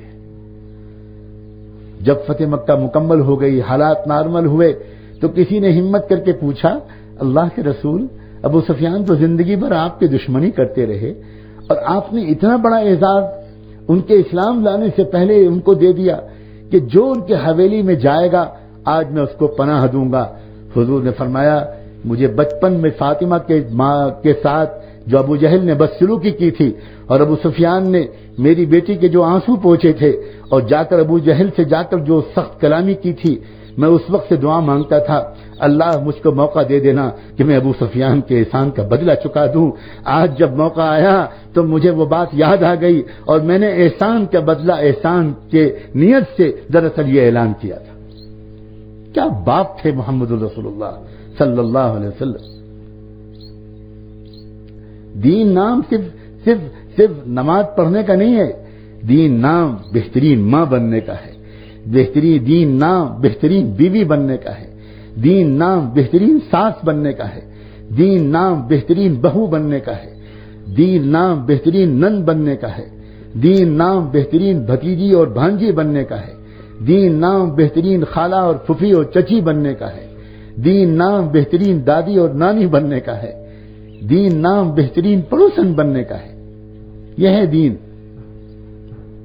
یہ ہے وہ دین جو خاص طور پر آپ کے لیے پیش کیا تھا محمد الرسول اللہ صلی اللہ علیہ وسلم۔ تبھی تو حضور نے آپ کے بارے میں وہ لفظ بولا تھا جو میں نے بیان کے شروع میں حدیث پڑھی تھی، خیر متاع الدنیا المرأة الصالحہ، دنیا کا بہترین تحفہ، دنیا کا بہترین سرمایہ، دنیا کا بہترین پونجی ایک نیک عورت ہے۔ نیک عورت بہار لے آتی ہے یا بہار کو لوٹ لے جاتی ہے؟ عورت ہوتی ہے جو وہ گھر کو جنت بنا دیتی ہے یا عورت ہوتی ہے جو گھر کو جہنم بنا دیتی ہے؟ حضور پاک صلی اللہ علیہ وسلم نے یہ دعا کیوں مانگی تھی کہ اللہ مجھے ایسی عورت سے بچانا جو بڑھاپے سے پہلے مجھ کو بوڑھا بنا دے؟ تو شیبنی قبل المشیب کیوں کہا تھا؟ یہ جو ہنر ہے، یہ جو فن ہے، یہ جو ذمہ داری ہے، مجھے صاف کہنے میں ہچکچاہٹ بالکل نہیں ہے، اصل میں یہ ذمہ داری آپ کے اوپر ہے۔ آپ بڑی پیاری مخلوق ہیں، آپ بہت اہم یونٹ ہیں اس کائنات کا۔ اگر عورت سدھر جائے تو معاشرہ سدھر جائے۔ آپ یہاں آئی ہیں بڑے پیارے جذبے لے کر، بہت اچھی نیتیں لے کر، بہت اچھے عزائم لے کر، بہت اچھے شوق لے کر۔ اللہ کرے کہ آپ یہاں سے جائیں صاف ستھرا دل لے کر، ایک پکا ارادہ لے کر۔ آج پتا چلا کہ مجھے کیا کرنا ہے، اب میں گھر پہ جا کر سب سے پہلے تو ایک کام یہ کروں گی، سارے گھر کے لوگوں کو جمع کر کے ان سے معافی مانگوں گی کہ اگر مجھ سے کسی کو تکلیف پہنچی ہو تو مجھے معاف کر دے۔ اب میں وعدہ کرتی ہوں کہ میں اس گھر کو جنت بناؤں گی، اب اس گھر میں خوشیاں ہوں گی، اب اس گھر میں مسکراہٹیں ہوں گی، اب اس گھر میں شکوے شکایت نہیں ہوگی، اب اس گھر میں حسد نہیں ہوگا، اب اس گھر میں جلن نہیں ہوگی، اب اس گھر میں کسی کے ساتھ لڑائی اور بدگمانی نہیں ہوگی۔ اب یہ گھر دیکھنا، اب دیکھنا اس گھر کا رخ کیا ہوگا۔ اگر یہ آج آپ نے کر دکھایا تب ہے بات، تب اجتماع قبول، اور جاتے جاتے فرشتے آپ کی بلائیں لیں گے، جاتے جاتے فرشتے آپ کے لیے دعائیں کریں گے کہ اللہ ہم گواہ ہیں، آپ نے ہم کو وہاں بھیجا تھا، ہم وہاں اجتماع میں تھے، آپ کی یہ بندی بلک بلک کے توبہ کر رہی تھی، آپ کو یہ بندی رو رو کے تڑپ تڑپ کے اللہ سے کہہ رہی تھی کہ اللہ آج پتا چلا کہ ہمارا مقام کیا ہے، آج پتہ چلا کہ ہماری ذمہ داری کیا ہے. اللہ ابھی تک ہم نے اپنے دل کو اتنا خوش نہیں رکھا اور میری وجہ سے گھر میں خوشیاں کم ہوئیں. اللہ میں نے ابھی تک اپنی بچیوں کو زندگی کے اونچ نیچ نہیں سمجھائی. یہ زمانہ عام زمانہ نہیں ہے. یہ اسکول اور کالج کا جو موجودہ نظام ہے، ہمارے اکثر کالج قتل گاہ ہیں، قتل گاہ. ہمارے اکثر کالج زندگیوں کو جہنم بنانے کی فیکٹری ہیں. کہاں پاک دامن ہیں وہ لوگ؟ کیوں دھوکہ دیتے ہیں دوسروں کو؟ کہاں ان کی نگاہیں پاک ہیں اور دل پاک ہیں؟ کہاں؟ کوئی لاکھوں میں کوئی ایک آدھ ہوگا. ہم خود اپنے بچوں اور بچیوں کو ایسے ادارے میں بھیج دیتے ہیں اور اس کے بعد امید رکھتے ہیں کہ وہ پاک دامن رہے گی، اور ان کو بٹھا کر کچھ زندگی کے اونچ نیچ نہیں سمجھاتے، کچھ زندگی کا نشیب افراز، زندگی کے ہنر نہیں سمجھاتے. حضور پاک صلی اللہ علیہ وسلم نے بی بی فاطمہ کا جب نکاح کیا تو حضرت فاطمہ کو دودھ کا پیالہ پلا کر ایک نصیحت کی تھی. واہ واہ رے باپ، واہ رے رسول. کہا تھا بیٹی اگر چاہتی ہو کہ اپنے شوہر کے گھر کی ملکہ بنو تو پہلے اس کے گھر کی باندی بن جانا. کیا حدیث ہے یہ، کیا حدیث ہے. ہر لڑکی کی تمنا ہوتی ہے کہ وہ جس گھر میں بیاہ کر جائے اس گھر کی مالکہ ہو، اس میں اس کی حکومت چلے. یہ لڑکی کا مزاج ہے، یہ لڑکی کی فطری خواہش ہے کہ میں اپنی مرضی کے مطابق اپنے گھر کو چلاؤں. یہ بالکل فطری خواہش ہے، اس کو چیلنج نہیں کیا جا سکتا. اور یہیں سے آ کر وہ لڑائی شروع ہوتی ہے ساس اور بہو کی. وہ اصل میں پاور اسٹرگل ہوتا ہے، وہ اقتدار کی لڑائی ہوتی ہے. کیونکہ ساس اب تک گھر کی بڑی تھی، گھر کی اب تک چیف اور ہیڈ وہ تھی. اب جب وہ ایک دیکھتی ہے کہ ایک دوسرا بڑا بننا چاہ رہا ہے تو اس کو محسوس ہوتا ہے کہ گویا میرا جو اقتدار تھا، میری جو حکومت اور پاور تھا، وہ اب کوئی چھیننا چاہتا ہے. اب بٹ رہا ہے معاملہ. اب بیٹے کی توجہ بھی بٹ رہی ہے. اب یہ بھی ہو رہا ہے، بس یہاں سے پھر ٹینشن شروع ہوتا ہے. اللہ کے رسول صلی اللہ علیہ وسلم نے اگرچہ اپنی بیٹی کو اس گھر میں بھیجا جس گھر میں کوئی اور ساس سسر تھا ہی نہیں، حضور ہی سب کچھ تھے، لیکن اس کے باوجود آپ نے یہ نصیحت کی کہ بیٹی اب تم جس گھر میں جا رہی ہو، اب تمہارے لیے ایک تھوڑی سی زندگی کا ایک نیا چیپٹر کھل رہا ہے. اپنے کو مٹا دینا، اپنے کو فنا کر دینا، بھول جانا کہ تم بڑے باپ کی بیٹی ہو، تم سب کچھ گوارا کر لینا، اپنے کو مٹا دینا. میں تم کو فکس کیلنڈر تو نہیں بتا سکتا کہ کتنے سال کے بعد تمہاری قربانی قبول ہوگی، کتنے مہینے لگیں گے، کتنا عرصہ لگے گا، اس کے بعد تم گھر کی محبوب بنو گی، اس کے بعد تم گھر کا اقتدار تمہارے ہاتھ میں آئے گا. میں تم کو وقت تو نہیں بتا سکتا، ٹائم لمٹ تو نہیں فکس کر سکتا، لیکن یہ میں تم کو وعدہ کرتا ہوں، یہ اللہ کا بتایا ہوا ایک نیچرل اصول ہے کہ تم اگر اپنے کو مٹا دو گی تو اس کے بعد ایک نہ ایک دن تم اس گھر کی ملکہ ضرور بنو. جانتے ہیں کیسے مٹایا حضرت فاطمہ نے؟ ایک بار حضور پاک صلی اللہ علیہ وآلہ وسلم حضرت فاطمہ کے پاس گئے. اللہ اکبر. حضرت فاطمہ اس وقت ٹاٹ کے کپڑے پہنے ہوئی تھی. کبھی زندگی میں آپ نے اپنی بیٹی کو اس طرح کے کپڑے نہیں پہنائے تھے، لیکن آپ کو اس وقت کیا گزری ہوگی آپ کے دل پر. اور چکی چلا رہی تھی. حضرت فاطمہ لپک کر آئیں، کھڑے ہو کر استقبال کیا، باپ کی پیشانی کو چوما، باپ نے بیٹی کا بوسہ لیا اور فاطمہ کے لباس پر، بدن پر، گٹوں پر ہاتھ نشان لگایا. دیکھے تو کہا فاطمہ میں تم سے وعدہ کرتا ہوں کہ اگر تم نے اللہ کے فیصلے پر راضی رہ کر ہنسی خوشی زندگی گزار لی، میں تم کو وعدہ کرتا ہوں اللہ تعالیٰ سے کہ جنت میں تم کو اللہ وہ لباس پہنائیں گے جو اللہ تعالیٰ دنیا میں کسی کو نہیں دے، کسی کو وہ لباس نہیں ملے گا. حضرت فاطمہ نے فرمایا ابا میں دل سے راضی ہوں، ابا بس اتنا دعا کر دیجئے کہ مجھ کو جنت مل جائے. واہ واہ واہ، کیا بیٹیاں تھیں، کیا باپ تھے. ہمیں کہاں اپنی بیٹیوں سے یہ باتیں کرنے کی توفیق ہوتی ہے. ہم کو تو ذرا بیٹی کی تکلیف کی خبر ملتی ہے اور ہم فوراً لڑائی جھگڑا شروع کر دیتے ہیں، ہم فوراً اعتراض شروع کر دیتے ہیں. میں نے اپنی بیٹی کو نکاح اس لیے کیا تھا کہ تم اس طرح رکھو گے، میں نہیں بھیجوں گا اپنی بیٹی کو، میں نہیں بھیجوں گی اپنی بیٹی کو. لڑائی شروع اور تماشے شروع. یہ سب اس لیے ہو رہا ہے اللہ کی بندیوں کہ دل ہمارے بے دین ہیں، دلوں میں اللہ سے تعلق نہیں ہے، دلوں میں تقدیر پر ایمان نہیں ہے، دل ہمارے ویران ہیں، اور اسی کے نتیجے میں سماج میں ساری بے راہ روی ہے، سارا معاشرہ جو بگڑ رہا ہے وہ اس وجہ سے بگڑ رہا ہے۔ اللہ کی بندیوں اپنے مقام کو سمجھو۔ مجھے اس بات کا احساس ہے، اللہ کرے کہ یہ گواہی معتبر ہو، مجھے اس بات کا احساس ہے کہ آپ کے دل کے اندر جذبات ہیں۔ آپ آج ایک ایسی توبہ کرو، آج اللہ سے اس بات کا عہد کرو کہ اللہ اب میں بالکل اپنی زندگی کے اسٹائل کو بدلوں گی، اب مجھے گھر سب سے زیادہ پسند ہوگا، گھر سے باہر نکلنا عورت کے لیے ایک سزا ہونا چاہیے، ایک ناپسندیدہ عمل ہونا چاہیے۔ ذرا غور تو کریں، اللہ خود اپنی بندیوں سے کہہ رہا ہے وَقَرْنَ فِي بُيُوتِكُنَّ، میری بندیوں اپنے اپنے گھروں میں رہا کرو۔ اب وہ عورت جس کا گھر میں دل کم لگتا ہے، باہر جانے کے بہانے ڈھونڈتی ہے، وہ اللہ کے اس حکم کے خلاف بغاوت کرتی ہے۔ یہ حکم نہیں ہے عورتوں کو، جن عورتوں کا مزاج یہ بنتا ہے کہ ان کو اگر کوئی باہر کہنے کے لیے کہے تو وہ 10 بہانے بناتے، بھئی ہمیں کہیں لے مت جاؤ، ہمیں اپنے گھر میں بہت سکون ہے، ہمیں اپنے گھر میں بہت اچھا لگ رہا ہے۔ میرا وہ گھر جس میں میں پیدا ہوا وہ 1.5 کمرے کا ایک ٹوٹا پھوٹا مکان تھا، ایک کمرہ تھا، ایک چھوٹی سی کوٹری تھی، اور ٹوٹا پھوٹا خستہ مکان تھا، برسات میں ٹپکتا تھا۔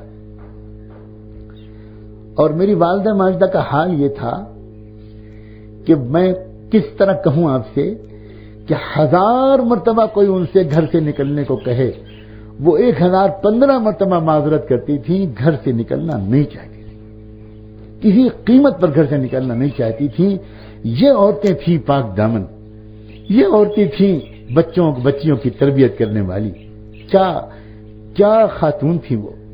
مجھے تو شرم آتی ہے، اگر مجھے ان کی یاد آ جاتی ہے میں آدھا گھنٹے اپنے آنسوؤں کو روک نہیں پاتا۔ اس وقت بھی جب میرا ان کا تذکرہ چھڑ گیا تو میں شرم سے گڑا جا رہا ہوں، میں ان کو کیا منہ دکھاؤں گا، وہ مجھے جو کچھ بنا ہوا دیکھنا چاہتی تھی میں نہیں بن سکا، عجیب خاتون تھی۔ آج میں اس علاقے کی بندیوں کو جن کو اللہ رسول سے محبت ہے، میں ان کے سامنے شاید پہلی مرتبہ ان کا ایک واقعہ سناتا ہوں۔ وہ جب حج سے واپس آئیں، ایک ہی زندگی میں انہوں نے حج کیا، ہمارے حضرت والی صاحب کے پاس کبھی اتنے پیسے ہی نہیں ہوتے تھے کہ وہ ان کو حج کرا سکے۔ ایک مرتبہ ایک عجیب و غریب طریقے سے ان کے حج کا انتظام ہوا، وہ بھی اس طرح عجیب انداز سے ہوا، اب میں اس کی تفصیل کہاں سناؤں۔ حج سے جب واپس آئیں تو ہم سب بھائی بہنوں کے لیے اور اپنے پوتوں پوتیوں کے لیے اور اپنے اور ان لوگوں کے لیے وہ چھوٹی چھوٹی چیزیں، بہت سستی معمولی چیزیں بالکل، جو 1 ریال میں 10 درجن ملتی تھی، وہ چھوٹی چھوٹی سستی چیزیں لے آئیں سب بچوں کو دینے کے لیے۔ ان کا سب سے چھوٹا بیٹا میں ہی تھا، اور میں اتنا چہیتا تھا، اتنا چاہتی تھی مجھ کو کہ میں امید کرتا تھا کہ میرے لیے تو کوئی خاص چیز لائی ہوں گی۔ اس لیے وہ جب چپ چاپ انتظار میں بیٹھا رہا، میں 12-13 سال کا بچہ تھا، میں نے اس وقت جب وہ سب کو دے چکی تو بڑی امید کے ساتھ ان سے پوچھا کہ امی آپ میرے لیے کیا لائیں؟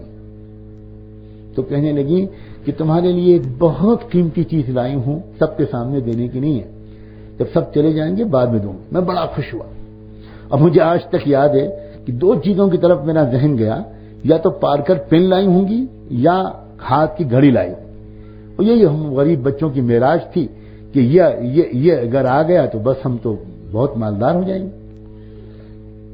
لیکن جب سب چلے گئے، گھر خالی ہو گیا، تب میں نے ان سے کہا کہ اب تو دیجئے نا، میں انتظار میں بیٹھا ہوں، رات میں 10-11 بج رہے ہیں۔ تو کہنے لگی آؤ، مجھے اپنے پاس بٹھایا، جانماز پہ بیٹھی اور بیٹھ کے کہا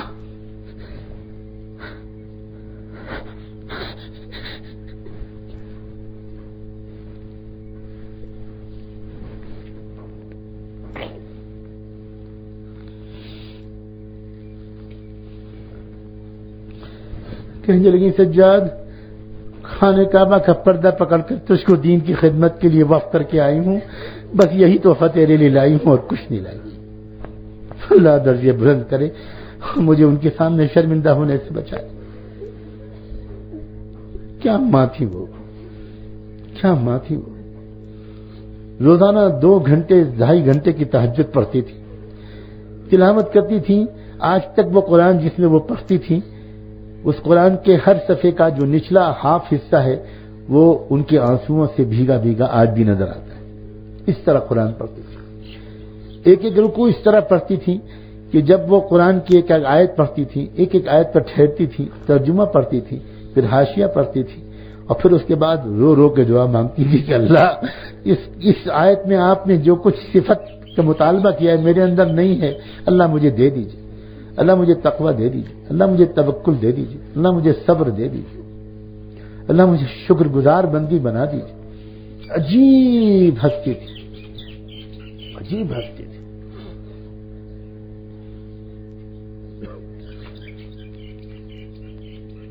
جب سے عورتوں نے اپنے دل کو نظر انداز کرنا شروع کیا، عورتوں آپ کو اپنے بدن کے سجانے کا حق ہے، اپنے شوہروں کے لیے اپنے بدنوں کو سجائیں، کسی اور کے لیے بالکل نہ سجائیں۔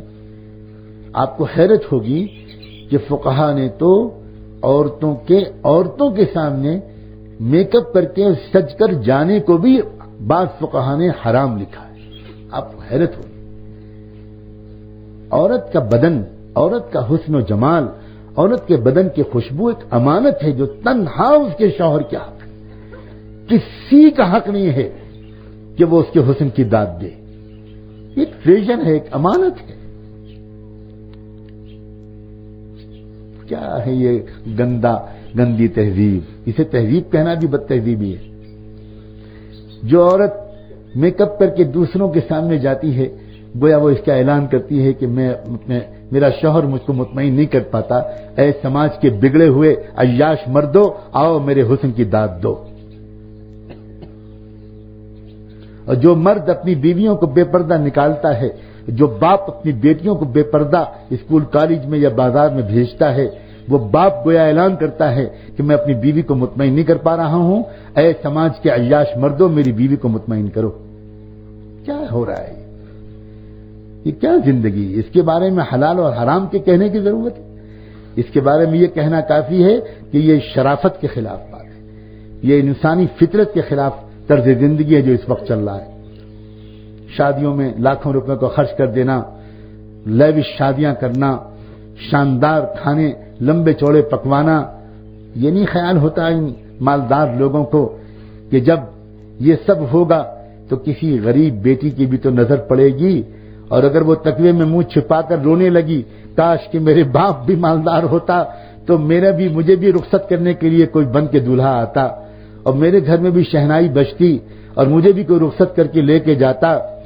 اور اگر کسی غریب کی بیٹی نے 2 آنسو پیش کر دیے اللہ کے سامنے تو کان کھول کے سن لو، ہو سکتا ہے اللہ کو اس مظلوم کے غیرت، اللہ تعالیٰ کو اس مظلوم کے ٹوٹے ہوئے دل پر ایسا غصہ آ جائے کہ اللہ اسی وقت طے کر دے کہ اس شادی میں بے برکتی ڈال دو۔ اور تیسرے ہفتے سے میاں بیوی کے درمیان اختلاف شروع اور مصیبتیں شروع، یہاں تک کہ طلاق پر معاملہ ختم ہوتا ہے، جا کر خاندان ٹوٹ جاتے ہیں، رشتوں میں شگاف پڑ جاتی ہے، اور وہ غلطی اپنی ہوتی ہے۔ اور ہم بزرگوں کے پاس جاتے ہیں کہ حضرت تعویذ دے دیجئے، وہ میرا جو داماد ہے وہ میری بیٹی کا زیادہ خیال نہیں کرتا۔ جو آپس کی نا اتفاقی اللہ کے غصے کی وجہ سے پیدا ہوگی، اس نا اتفاقی کو دور ساری دنیا کے اولیاء اللہ کی لکھی ہوئی تعویذ بھی نہیں کر سکتی۔ اللہ کی بندیوں، اتنی لمبی بات کہنے کا ارادہ نہیں تھا، لیکن میں نے اتنی لمبی بات کی، اللہ تعالیٰ اس میں خیر و برکت ڈالے۔ آپ اپنی ذمہ داریوں کو سمجھیں، آپ اپنے مقام کو سمجھیں، آپ یہ محسوس کریں کہ آپ کو اللہ تعالیٰ نے بہت اونچا مقام دیا ہے، اور آپ اگر اپنی ذمہ داریوں کو پورا کریں گی تو انشاءاللہ یہ ہمارے حضرات علماء کرام جو دن رات تڑپ رہے ہیں اور یہاں کے معاشرے کی اصلاح کرنے کے لیے دن رات محنت کر رہے ہیں، اور آپ میں سے بھی بہت سی اللہ کی بندیاں ایسی ہوں گی، میں واقف نہیں ہوں، انشاءاللہ ان کی محنتیں اور زیادہ جلدی کامیاب ہوں گی، اللہ کے ہاں قبولیت پائیں گی۔ اور پھر کیا ہوگا؟ پھر آپ انشاءاللہ آپ کے بچے اور بچیاں بڑے پیارے انسان بنیں گے، بہت اچھے انسان بنیں گے۔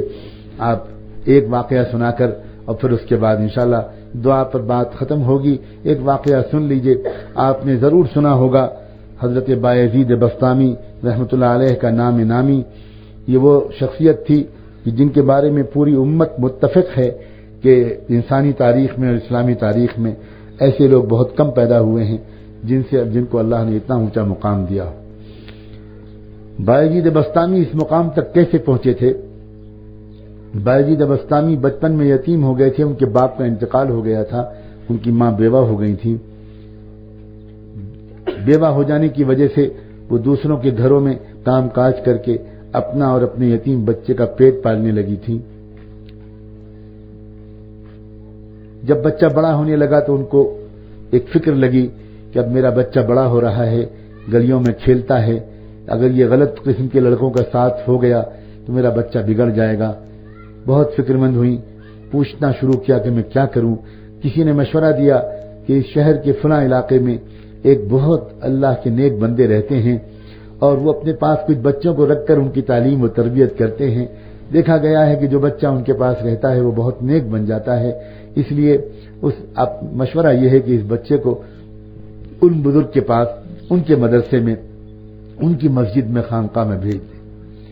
وہ ماں اپنے بچے کو لے کر پتہ پوچھتے پوچھتے ان بزرگ کے پاس پہنچ گئیں، سلام کیا، تعارف کرایا، حضرت میں غریب بیوہ عورت ہوں، یہ میرا یتیم بچہ ہے، میں دوسروں کے گھروں میں کام کاج کر کے اپنا اور اس بچے کا پیٹ پالتی ہوں، اب بچہ بڑا ہو رہا ہے، کہیں بگڑ نہ جائے، لوگوں نے آپ کا پتہ بتایا ہے، آپ کے پاس حاضر ہوئی ہوں، اس کو اپنے پاس رکھ لیجئے اور اس کی تربیت کر دیجئے، اس کو نیک بنا دیجئے، اللہ کا دوست ولی بنا دیجئے۔ بہت متاثر ہوئے وہ بزرگ، یہ بات سن کر کہنے لگے کہ چھوڑ جاؤ، جو مجھ سے ہو سکے گا میں کروں گا۔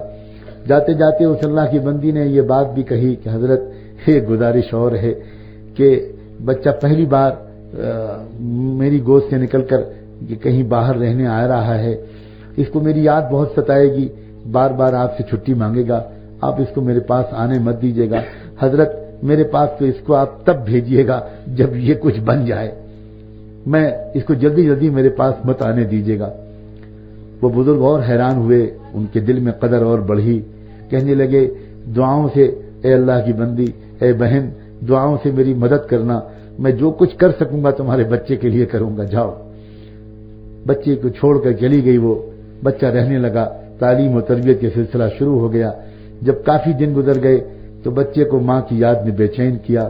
بچے نے اپنے استاد سے کہا استاد جی بہت دن ہو گئے، اب مجھے چھٹی دے دیجئے، ایک دن کے لیے چلا جاؤں، میں کل واپس آ جاؤں گا، مجھے اپنی امی کی یاد بہت آ رہی ہے۔ استاد پریشان ہوئے، سمجھ میں نہیں آ رہا تھا کیا کریں۔ اگر وہ اجازت دیتے ہیں تو ماں سے کیا ہوا وعدہ ٹوٹتا ہے، اور اگر وہ منع کرتے ہیں تو یتیم بچے کا معصوم دل ٹوٹتا ہے، کریں تو کیا کریں۔ اللہ کی طرف متوجہ ہوئے، اللہ رہنمائی کر دیجئے، بتا دیجئے میں کیا کروں۔ اللہ نے دل میں خیال ڈالا، اور وہ خیال جب آیا تو بڑے مطمئن ہوئے، بچے کو جواب دیا، کہنے لگے بیٹا میں تم کو سبق دیتا ہوں، شام تک وہ سبق یاد کر لوگے تو میں تم کو چھٹی دے دوں گا، چلے جانا۔ بچہ خوش ہو گیا، استاد جی سبق دے دیجئے، سبق لے لیا، لیکن استاد جی نے جان بوجھ کر اتنا سبق دے دیا جو کسی قیمت پر شام تک یاد ہو ہی نہیں سکتا۔ یہ استاد نے ترکیب کے لی کہ وعدہ بھی نہ ٹوٹنا پائے اور بچے کا دل بھی نہ ٹوٹنے پائے۔ اب بچہ جب اندر گیا اور جب اوراق گنے، سمجھ گیا اتنا سبق تو میں شام تک یاد نہیں کر پاؤں گا، کیا کروں؟ کیا استاد کے پاس جاؤں، ان سے کہوں کہ سبق تھوڑا کم کر دیجئے؟ خیال آیا یہ تو بے ادبی ہوگی، ایسا نہیں کہنا چاہیے کہ استاد کا فیصلہ بدل جائے۔ چنانچہ ایک بات اور یاد آئی، ترکیب، کتاب کو ادب کے ساتھ رحل پر رکھا اور ننھے منھے ہاتھ اٹھائے اور اللہ سے کہنا شروع کیا، اللہ بچپن سے میری ماں یہ کہتی چلی آ رہی تھی، یہی سکھاتی تھی کہ اللہ ہر چیز پر قدرت رکھتے ہیں، وہ سب کچھ کر سکتے ہیں، وہ سب کچھ کر سکتے ہیں، وہ بہت بڑے ہیں، وہ سب سے بڑے ہیں، ان سے مانگو تو اللہ کی قدرت کو سامنے رکھ کر دعا مانگا کرو۔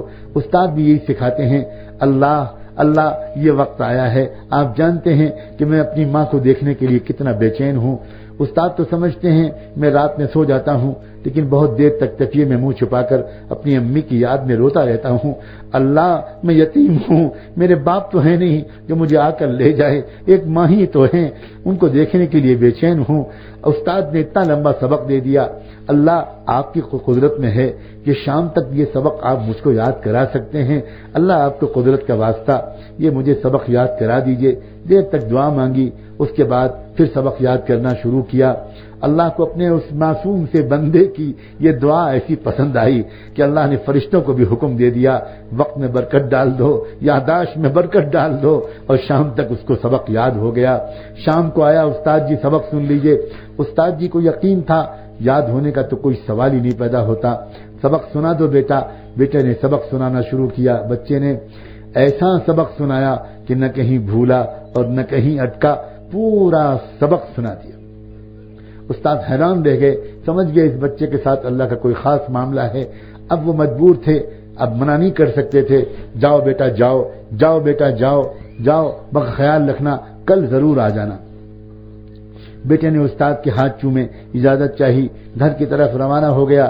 راستے پر اچھلتا کودتا کھیلتا خوشیوں کے گیت گاتا ہوا, تصور کے خیالوں کی دنیا میں مست گھر کی طرف روانہ ہوا. اب میں گھر میں جاؤں گا, امی کو پکاروں گا, چھپ جاؤں گا, امی مجھے ڈھونڈیں گی. کافی دیر ستانے کے بعد امی سے آ کے لپٹ جاؤں گا, امی مجھے کھانا کھلائیں گی گرم گرم, پھر میں امی سے لپٹ کر سوؤں گا. کتنے دن ہو گئے مجھے امی کی خوشبو سونگنے کو نہیں ملی, اتنا مزہ آئے گا. انہی خیالوں میں مست بچہ گھر پہنچا. گھر کا دروازہ بند تھا. بچے نے پکارا امی, کوئی جواب نہیں ملا. دوبارہ پکارا امی, گھر کوئی جواب نہیں ملا. تیسری بار زور سے پکارا امی, اندر سے جواب آیا, کون ہے دروازے پر؟ بچے نے جواب دیا, امی میں آپ کا بایزید ہوں, چھٹی لے کر آیا ہوں. استاد سے آپ دروازہ کھول دیجئے, میں آپ کا بایزید ہوں. اندر سے عجیب لہجے میں جواب آیا, کون بایزید؟ یہ والا میرا بایزید نہیں ہو سکتا. میرا بایزید کے بارے میں تو میں استاد سے وعدہ لے کر آئی تھی کہ وہ تو تب آئے گا جب وہ کچھ بن جائے گا, یہ والا میرا بایزید نہیں ہو سکتا. بچہ سمجھ گیا ماں نہیں چاہتی کہ میں ابھی گھر میں جاؤں, میرا دھیان بڑھ جائے گا, میری تربیت اور تعلیم میں رکاوٹ آ جائے گی. تھوڑی دیر وہیں پر کھڑا روتا رہا اور اس کے بعد واپس بوجھل قدموں سے اپنے استاد کے پاس چل پڑا. گیا تھا ہنستا ہوا, آیا تھا آیا روتا ہوا. استاد کے پاس پہنچا, سلام کیا. استاد حیران رہ گئے, کیا ہوا بیٹے تم کیوں آ گئے, جلدی بتاؤ خیریت تو؟ بیٹے نے جو اپنی داستان سنانے کے لیے اپنا چہرہ اوپر اٹھایا, استاد کی نظر پڑی, آنسوؤں سے لال, چہرہ بھیگا ہوا. استاد نے جلدی سے بچے کو گود میں لیا, اپنے عمامے کے کونے سے بچے کا چہرہ کے آنسو پوچھے. کیا ہوا بیٹے, ہوا کیا, کیوں واپس آ گئے؟ بچے نے پوری کہانی سنائی. استاد جی میں گیا تھا, بہت خوش گیا, دروازہ بند ملا. کئی بار پکارنے کے بعد جواب آیا, کون ہے یہ دروازے پر؟ میں نے کہا امی میں آپ کا بایزید ہوں. تو اندر سے جواب ملا, کون بایزید؟ یہ والا میرا بایزید نہیں ہو سکتا, وہ تو تب آئے گا جب وہ کچھ بن جائے گا. میں سمجھ گیا میری امی نہیں چاہتی کہ میں ابھی گھر میں جاؤں. میں بہت دیر وہیں کھڑا روتا رہا, اس کے بعد آپ کے پاس واپس آ گیا. استاد نے اس بچے سے پوچھا, بیٹا ایک بات بتاؤ, سوچ سمجھ کر بتانا, تم اپنی ماں سے ناراض ہو کر تو نہیں آئے ہو؟ بچے نے کہا, استاد جی میرا دل ٹوٹا تو بہت اور میری آنکھیں بہی تو بہت, لیکن میں ناراض ہو کر نہیں آیا ہوں. میں سمجھتا ہوں کہ وہ اصل میں یہ جانتی ہیں کہ اگر میں بار بار گھر گیا تو میرے اوپر رنگ نہیں چڑھ پائے گا, نہ علم کا نہ عشق کا. وہ تو کچھ اور چاہتی ہیں. استاد جی میں ناراض نہیں ہوں, اور اب تو آپ جب میں خوشامد کروں بھی تب بھی آپ مجھے گھر نہ بھیجیے گا. لیکن استاد جی اتنا احسان اور کر دیجئے کہ یہ دعا تو کیجئے کہ میری ماں کو لمبی عمر نصیب ہو. میرے باپ کا سایہ تو اٹھ چکا, اب میری ماں ہی تو ہیں. اب اگر میں کچھ بن بھی گیا اور میری ماں دنیا میں نہ رہی تو ان کی آنکھیں کیسی ٹھنڈی ہوں گی. اس لیے ماں کی صحت اور سلامتی کی دعا کرتے رہیے. اور اب میں نہیں جاؤں گا, کہیں نہیں جاؤں گا, اب تو مجھے کچھ بنا دیجئے. اے اللہ کی بندیوں, دل پر ہاتھ رکھ کر اس بات کو سنو کہ 16 سال تک وہ بچہ اپنی ماں کے پاس نہیں گیا. 16 سال تک وہ بچہ اپنی ماں کے پاس نہیں گیا. اور 16 سال کے بعد پھر کیا ہوا؟ اللہ اکبر. ایک رات میں استاد کو خواب میں زیارت نصیب ہوئی. رحمت دو عالم صلی اللہ علیہ وآلہ وسلم کی حضور نے استاد سے کہا, ان بزرگ سے کہا, اٹھو دیکھو سنو خوشخبری، وہ نوجوان جس کی تربیت میں تم لگے ہوئے تھے باعزید، اس کو ولایت کبریٰ کا جھنڈا دے دیا گیا۔ اللہ کی طرف سے فیصلہ ہو گیا کہ اس کی غمزدہ ماں کی تمنا قبول، اس کی بیوہ ماں کی دعائیں قبول، اس کے مرحوم باپ کی دعائیں قبول، اس کو دنیا میں دین کے کام کے لیے قبول کر لیا گیا۔ اب اس کو جاؤ نسبت کے نور کو منتقل کرو، اس کو نسبت کے نور کو اس کے سینے میں منتقل کرو اور دعاؤں کے ساتھ اس کو رخصت کرو۔ استاد جلدی خوش اندر گئے، دیکھا تو نوجوان تہجد پڑھ رہا تھا، پیچھے بیٹھ گئے استاد انتظار میں۔ جب سلام پھیرا تو پھر پکار کر بلایا، اپنے سینے سے لگایا، اس کے پیشانی کو چوما، اپنا عمامہ اپنے سر سے اتار کر اس بچے کے سر پر رکھ دیا اور سینے سے لگائے رہے، کہا جا بیٹا جا، تیری ماں کی دعائیں قبول ہو گئیں، اب اللہ تم سے دین کا کام لے گا۔ بچے نے استاد کے ہاتھ چومے، بچے نے استاد کی قدم بوسی کی، دعاؤں کی درخواست کی، سر پہ ہاتھ پھروایا، پھر خوشی خوشی گھر گیا۔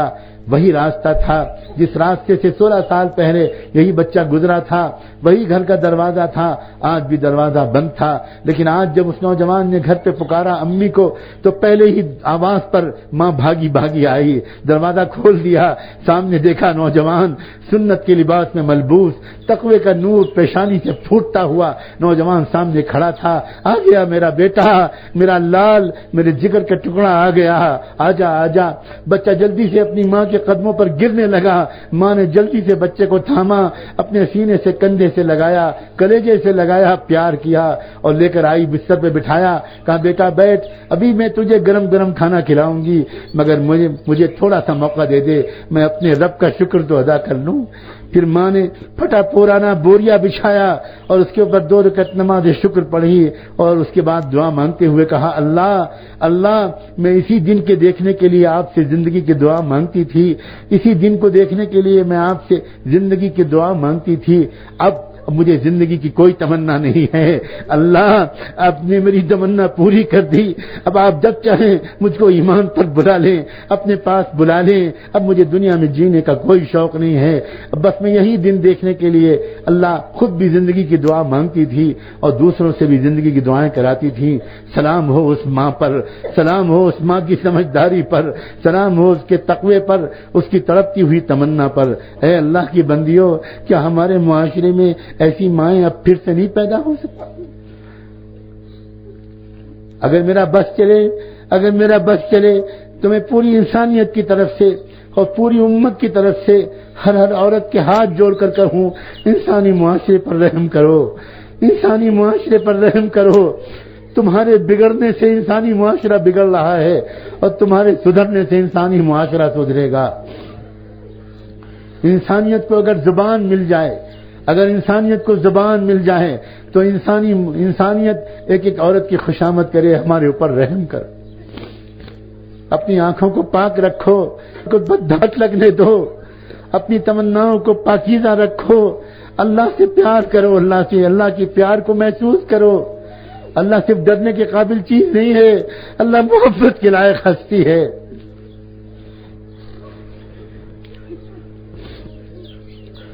اپنے آنسوؤں کی قدر و قیمت کو پہچانو، تمہاری آنسوؤں نے قوموں کی تقدیریں پلٹ دی ہیں، تمہاری دعاؤں نے شکست کھائی ہوئی قوموں کو فاتح بنا دیا ہے، اللہ کی روٹھی ہوئی مدد کو دوبارہ زمین پر اتار دیا ہے۔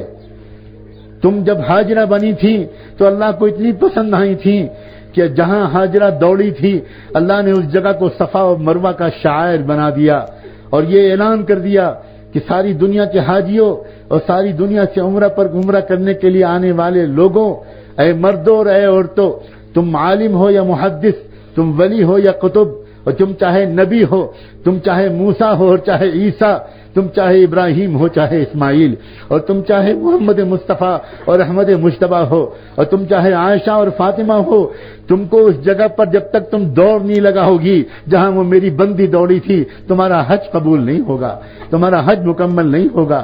اللہ نے تم کو وہ مقام دے دیا۔ تم جب موسیٰ کی ماں بنی تھی تو اللہ تعالیٰ نے تمہارا تذکرہ قرآن میں عجیب و غریب انداز سے کیا ہے، عجیب و غریب انداز سے کیا ہے۔ اپنے مقام کو پہچانو۔ کیا ہو گیا؟ آج ٹوٹے دل کی صدا اللہ کے سامنے پیش کرو آج کہو اللہ سے کہ اللہ ہم آج آپ سے معافی لیے بغیر نہیں جائیں، ہم آج آپ سے اللہ ہم آپ کی نگاہ میں پسندیدہ بنے بغیر نہیں جائیں۔ اللہ ہم نے سنا ہے دنیا میں لوگ دھرنا دیتے ہیں، جب کوئی مانگیں پوری کرانا چاہتے ہیں تو لوگ ہڑتال کرتے ہیں، لوگ دھرنا دیتے ہیں۔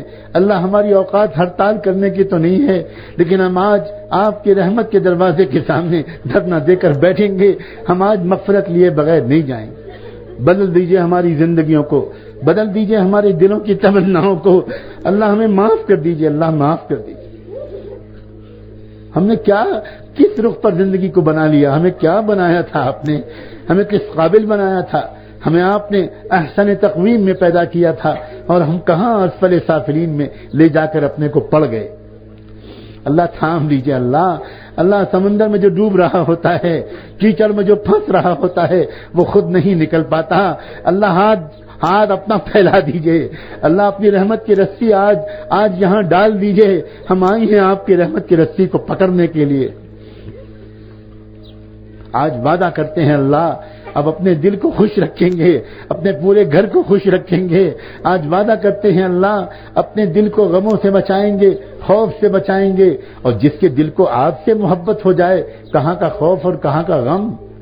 الا ان اولیاء اللہ لا خوف علیہم ولا هم يحزنون، جن کی دوستی اللہ سے ہو گئی، نہ ان کے دل میں کوئی خوف نہ کوئی غم۔ اللہ ہمیں اپنا دوست بنا لیجئے، اللہ ہمیں دوست بنا لیجئے۔ اللہ ہم اپنے غموں کو اب کسی سے نہیں کہیں گے، اب اپنے غموں کو آپ سے کہیں گے۔ اللہ آپ سے کہیں گے، اللہ اب ہم تہجد میں جب کمرے میں لائٹ بھی نہیں جلائیں گے، اندھیرے میں جانماز بچھائیں گے، اور کونے میں چھپ کر ہم آپ سے اپنے غموں کو کہیں گے، اب کسی سے نہیں کہیں گے۔ نہ ساس سے کہیں گے، نہ سسر سے کہیں گے، نہ ماں سے کہیں گے، نہ باپ سے کہیں گے، نہ سسرال کی شکایت میکے میں کریں گے، نہ میکے کا حال سسرال میں بیان کریں گے۔ اللہ ہم تو اپنے دل کا حال آپ سے کہیں گے، آپ ہیں ہمارے آپ۔ اللہ ہمیں معاف کر دیجئے، ہم آپ کو نہیں پہچانے، ہم آپ کو نہیں پہچانے۔ ہم نے اپنی زندگی کو جہنم بنا لیا تو مرنے کے بعد کیا ہوگا؟ اللہ ہماری یہاں کی زندگی کو بھی جنت بنا دیجئے، اور وہاں کی بھی اللہ وہ جنت دے دیجئے۔ اللہ جو اس جنت میں چلا گیا اسے کبھی کوئی غم نہیں ستائے گا۔ مزے ہوں گے، مزے، جوانیاں ہوں گی، حسن و جمال ہوگا، عشق و محبت کے محفلیں ہوں گی، سرور ہوگا، خوشیاں ہوں گی، اور اس سب سے بڑھ کر کیا ہوگا؟ اللہ ہم پتہ نہیں کن ناچنے گانے والیوں کو دیکھتے رہے۔ اللہ معاف کر دیجئے، وہاں حضرت خدیجہ کی زیارت نصیب ہوگی۔ اللہ ہم ان کو سلام کریں گے، ان کے ہاتھ چومیں گے، کبھی حضرت عائشہ کے پاس جائیں گے، کبھی حضرت فاطمہ کو دیکھیں گے، کبھی حضرت ہاجرہ کو دیکھیں گے، کبھی موسیٰ علیہ السلام کی ماں سے ملاقات ہوگی، اور کبھی فرعون کی اس بیوی سے ملاقات ہوگی جس کو آپ نے حضور کی زوجہ مطہرہ بنا دیا۔ اللہ ہم اس جنت کو چھوڑ کر کیا اس جہنم میں جانا پسند کر رہے ہیں، جہاں گندی عورتیں ہوں گی، جہاں بدکاریاں کرنے والی ہوں گی، جہاں جسم کو بیچنے والی ہوں گی، جہاں پیشہ کرنے والی ہوں گی، جہاں خبیثات ہوں گی، جہاں ناپاک عورتیں ہوں گی۔ اللہ اس جہنم کے سائے سے بھی ہم کو دور رکھیے گا اللہ۔ اور صرف یہی نہیں کہ ہم کو ان ازواج مطہرات اور ان پاکیزہ عورتوں کو دیکھنا نصیب ہوگا، بلکہ اللہ ہم کو دیکھنا نصیب ہوگا آپ کے محبوب رحمت دو عالم سیدنا محمد الرسول اللہ صلی اللہ علیہ وآلہ وسلم کو۔ ہم بھی تو آپ ہی کی امتی ہیں، اور اللہ آپ کے محبوب نے ہمارے لیے کتنی قربانیاں دیں اور ہمارے لیے کتنی قیمتی نصیحتیں کی۔ اللہ ہم ان کو سلام کریں اور وہ ہمارے سلام کا جواب دے دیں۔ اللہ ہم کو ہمارا نصیب ایسا بنا دیجئے۔ اے اللہ کی بندیوں، امید کرو انشاءاللہ، امید کرو انشاءاللہ کہ آج اللہ ہمیں معاف کر دیں گے، آج اللہ ہمیں مغفرت دے کر بھیجیں گے، آج اللہ ہماری زندگیوں کو بدل ڈالنے کا فیصلہ کر کے بھیجیں گے۔ اب دامن پھیلاؤ، ہاتھ پھیلاؤ اللہ تعالیٰ کے سامنے، اور اللہ آج اپنے کلیجے کو نکال کر اللہ کے سامنے رکھ دو۔ جب بچہ امی کو پکارتا ہے تو نہیں پرواہ کرتا کہ پھوپھی بیٹھی ہیں، خالہ بیٹھی ہیں، آج اپنے اللہ کو ایسے پکارو کہ آج اللہ تعالیٰ کو ترس آ جائے، اللہ کو رحم آ جائے۔ اللہ ہم آپ کے بندے اور آپ کی بندیاں آپ کے حضور میں حاضر ہیں۔ اللہ ہم گنہگار و خطا کار ہیں۔ اللہ ہم بہت گنہگار ہیں، بہت خطا کار ہیں۔ اے کریم رب آج معاف کر دیجئے، معاف کر دیجئے اللہ معاف کر دیجئے اللہ ہم آپ کو آج منانے آئے ہیں۔ اللہ آپ ناراض ہو گئے ہیں ہم سے، اور اللہ کب تک ناراض نہ ہوتے؟ اللہ ہم نے کوئی کسر چھوڑی ہے؟ اللہ آج معاف کر دیجئے اللہ معاف فرما دیجئے اللہ۔ اے غفور، اے کریم، اے رحیم، اے رحمان، اے حنان، اے منان، اے ستار، اے غفار، اللہ ہم آپ کی پاک اسما کا واسطہ دیتے ہیں، اللہ آپ کے پاک ناموں کا واسطہ دیتے ہیں، اللہ آپ کی پیاری صفات کا واسطہ دیتے ہیں۔ اللہ بچیوں کو بھی معاف کر دیجئے، ماؤں کو بھی معاف کر دیجئے، اللہ کنواری لڑکیوں کو بھی معاف کر دیجئے، اللہ شادی شدہ اللہ عورتوں کو بھی معاف کر دیجئے، اللہ بوڑھیوں کو بھی معاف کر دیجئے، اللہ نوجوانوں کو بھی معاف کر دیجئے۔ اللہ بڑی غلطی ہوئی ہم سے، اللہ بڑی غلطی ہوئی۔ ایک رات بھی تو ویسی نہیں گزری جیسی روز راتیں گزرنی چاہیے، ایک دن بھی تو ویسا نہیں گزرا، ایک صبح بھی تو ویسی نہیں گزری۔ اللہ زندگی کا حساب تو دور کی بات ہے، ہم تو ایک گھنٹے کا بھی حساب نہ دے پائیں گے۔ اے کریم رب معاف فرما دیجیے، اے کریم رب معاف کر دیجیے۔ اللہ ہم نے تو دنیا میں دیکھا ہے جب 10 عورتیں بھی کہیں پہنچ جاتی ہیں تو عورتوں کے احترام میں لوگ قتل کا مقدمہ بھی معاف کر دیتے ہیں۔ اللہ اگر ہمارے نہیں تو اپنی ان بندیوں کی آمین کے تو فعل اللہ آج ہم سب کو نیک بنانے کا فیصلہ کر دیجیے۔ اللہ عورتوں کی آنکھوں میں آنسو دنیا میں مرد نہیں دیکھ پاتے، بیوی کی آنکھ کا آنسو اکثر شوہر نہیں دیکھ پاتے، اللہ بیٹی کی آنکھ کا آنسو باپ نہیں دیکھ پاتا، اللہ بھائی کی بہن کی آنکھ کا آنسو بھائی نہیں دیکھ پاتا۔ اللہ اپنے کرم سے اللہ آپ اپنی بندیوں کی آنکھ میں آنسو کیسے دیکھ پائیں گے؟ اللہ ایک بہن جب دلہن بن کے سسرال کے لیے رخصت ہوتی ہے، جاتے جاتے بھائی کے کندھے سے لگ کر پھوٹ پھوٹ کے روتی ہے، بھیا بھول نہ جانا، بھیا بھول نہ جانا، اور بھائی اپنی بہن کو پیار کر کے کہتا ہے جاؤ ہمیشہ خوش رہو، اس کے آنسو پوچھتا ہے اور اپنے آنسوؤں کو چھپاتا ہے، اپنے کو قابو میں رکھتا ہے، لیکن جب وہ دلہن کی گاڑی دور چلی جاتی ہے تو یہی بھائی تکے میں منہ چھپا کر پھوٹ پھوٹ کے روتا ہے، کھمبے کے پیچھے چھپ کر روتا ہے، میرے گھر کی رونق چلی گئی، میرے گھر کی زینت چلی گئی، اب میں کس کو ستاؤں گا، اب میں کس کو چھیڑوں گا؟ اللہ جب دنیا میں آپ نے ہمارے درمیان ایسے رشتے رکھے تو اللہ آج ہم آپ کے اس رشتے کو پکار رہے ہیں جو آپ کا رشتہ اپنے بندوں اور بندیوں کے ساتھ ہے۔ اللہ ہم آپ کو بھول گئے ہیں، آپ تو ہم کو نہیں بھولے، اللہ ہم آپ سے محبت کرنا بھول گئے، آپ تو ہم سے محبت کرنا نہیں بھولے۔ اللہ معاف فرما دیجئے، اللہ معاف فرما دیجئے، اللہ آج معاف کر دیجئے۔ اللہ آج اس پورے مجمع کو ایک بار اپنی رحمت کی نظر سے دیکھ لیجئے۔ اللہ ایک بار دیکھ لیجئے۔ اللہ آپ کی ایک نظر ہماری دنیا اور آخرت کو بنا دے گی۔ اللہ ایک نظر ڈال لیجئے، تیری ایک نگاہ کی بات ہے میری زندگی کا سوال ہے، تیری ایک نگاہ کی بات ہے میری زندگی کا سوال ہے، مجھے اپنی پستی کی شرم ہے، تیری رفعتوں کا خیال ہے، میں اپنے دل کو کیا کروں، اسے پھر بھی شوق وصال ہے، اسے پھر بھی شوق وصال ہے۔ اللہ آپ کی جو بندیاں اللہ کسی بھی سلسلے میں داخل ہیں اور کسی بھی بندے سے انہوں نے نیک گمان قائم کر کے اللہ بیعت کی ہے، توبہ کی ہے، اللہ ان کی حسن ظن کی لاج رکھ کر اللہ ان کی اور ہماری اصلاح فرما دیجئے، ان کی اور ہماری اصلاح فرما دیجئے۔ اللہ سر کے بالوں سے لے کر پیروں کے ناخنوں تک اللہ گندے ہو گئے ہیں، دھبے لگ گئے ہیں۔ اللہ لانڈری میں کپڑے جاتے تو ہیں میلے کچیلے، لیکن جاتے ہیں واپس بہت صاف ستھرے۔ اللہ ہم جیسے یہاں پر آئے تھے ویسے ہی واپس نہیں جانا چاہتے۔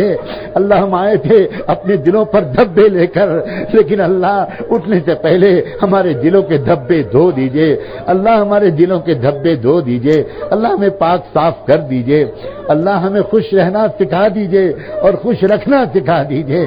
اللہ خوش رہنا سکھا دیجئے، خوش رکھنا سکھا دیجئے۔ اللہ اللہ اللہ اپنے کرم سے دنیا اور آخرت کی بھلائیاں عطا فرما دی۔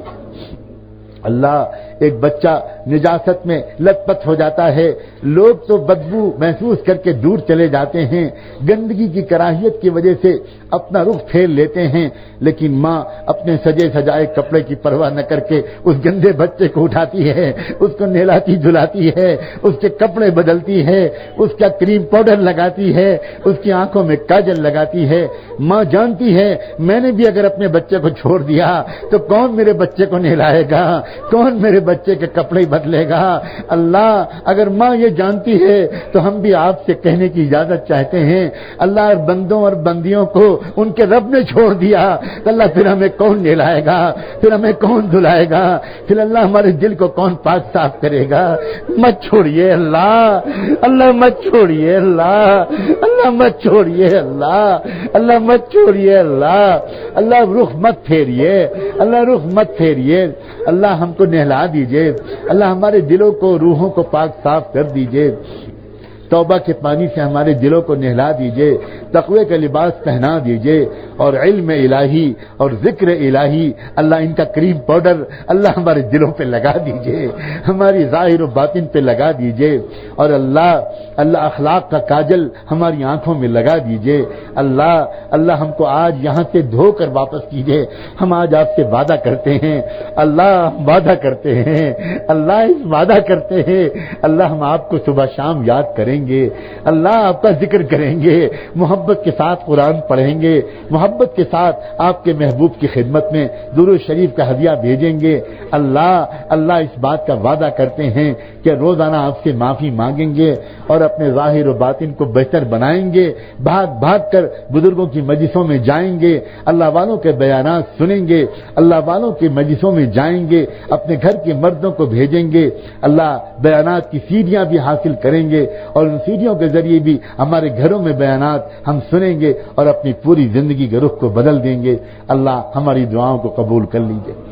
ایک درخواست اور ہے، اللہ ہم سب کے نام لے لے کر رحمت دو عالم سیدنا محمد الرسول اللہ صلی اللہ علیہ وآلہ وسلم کی خدمت اقدس میں ہم سب کی طرف سے درود و سلام بھجوا دیجئے۔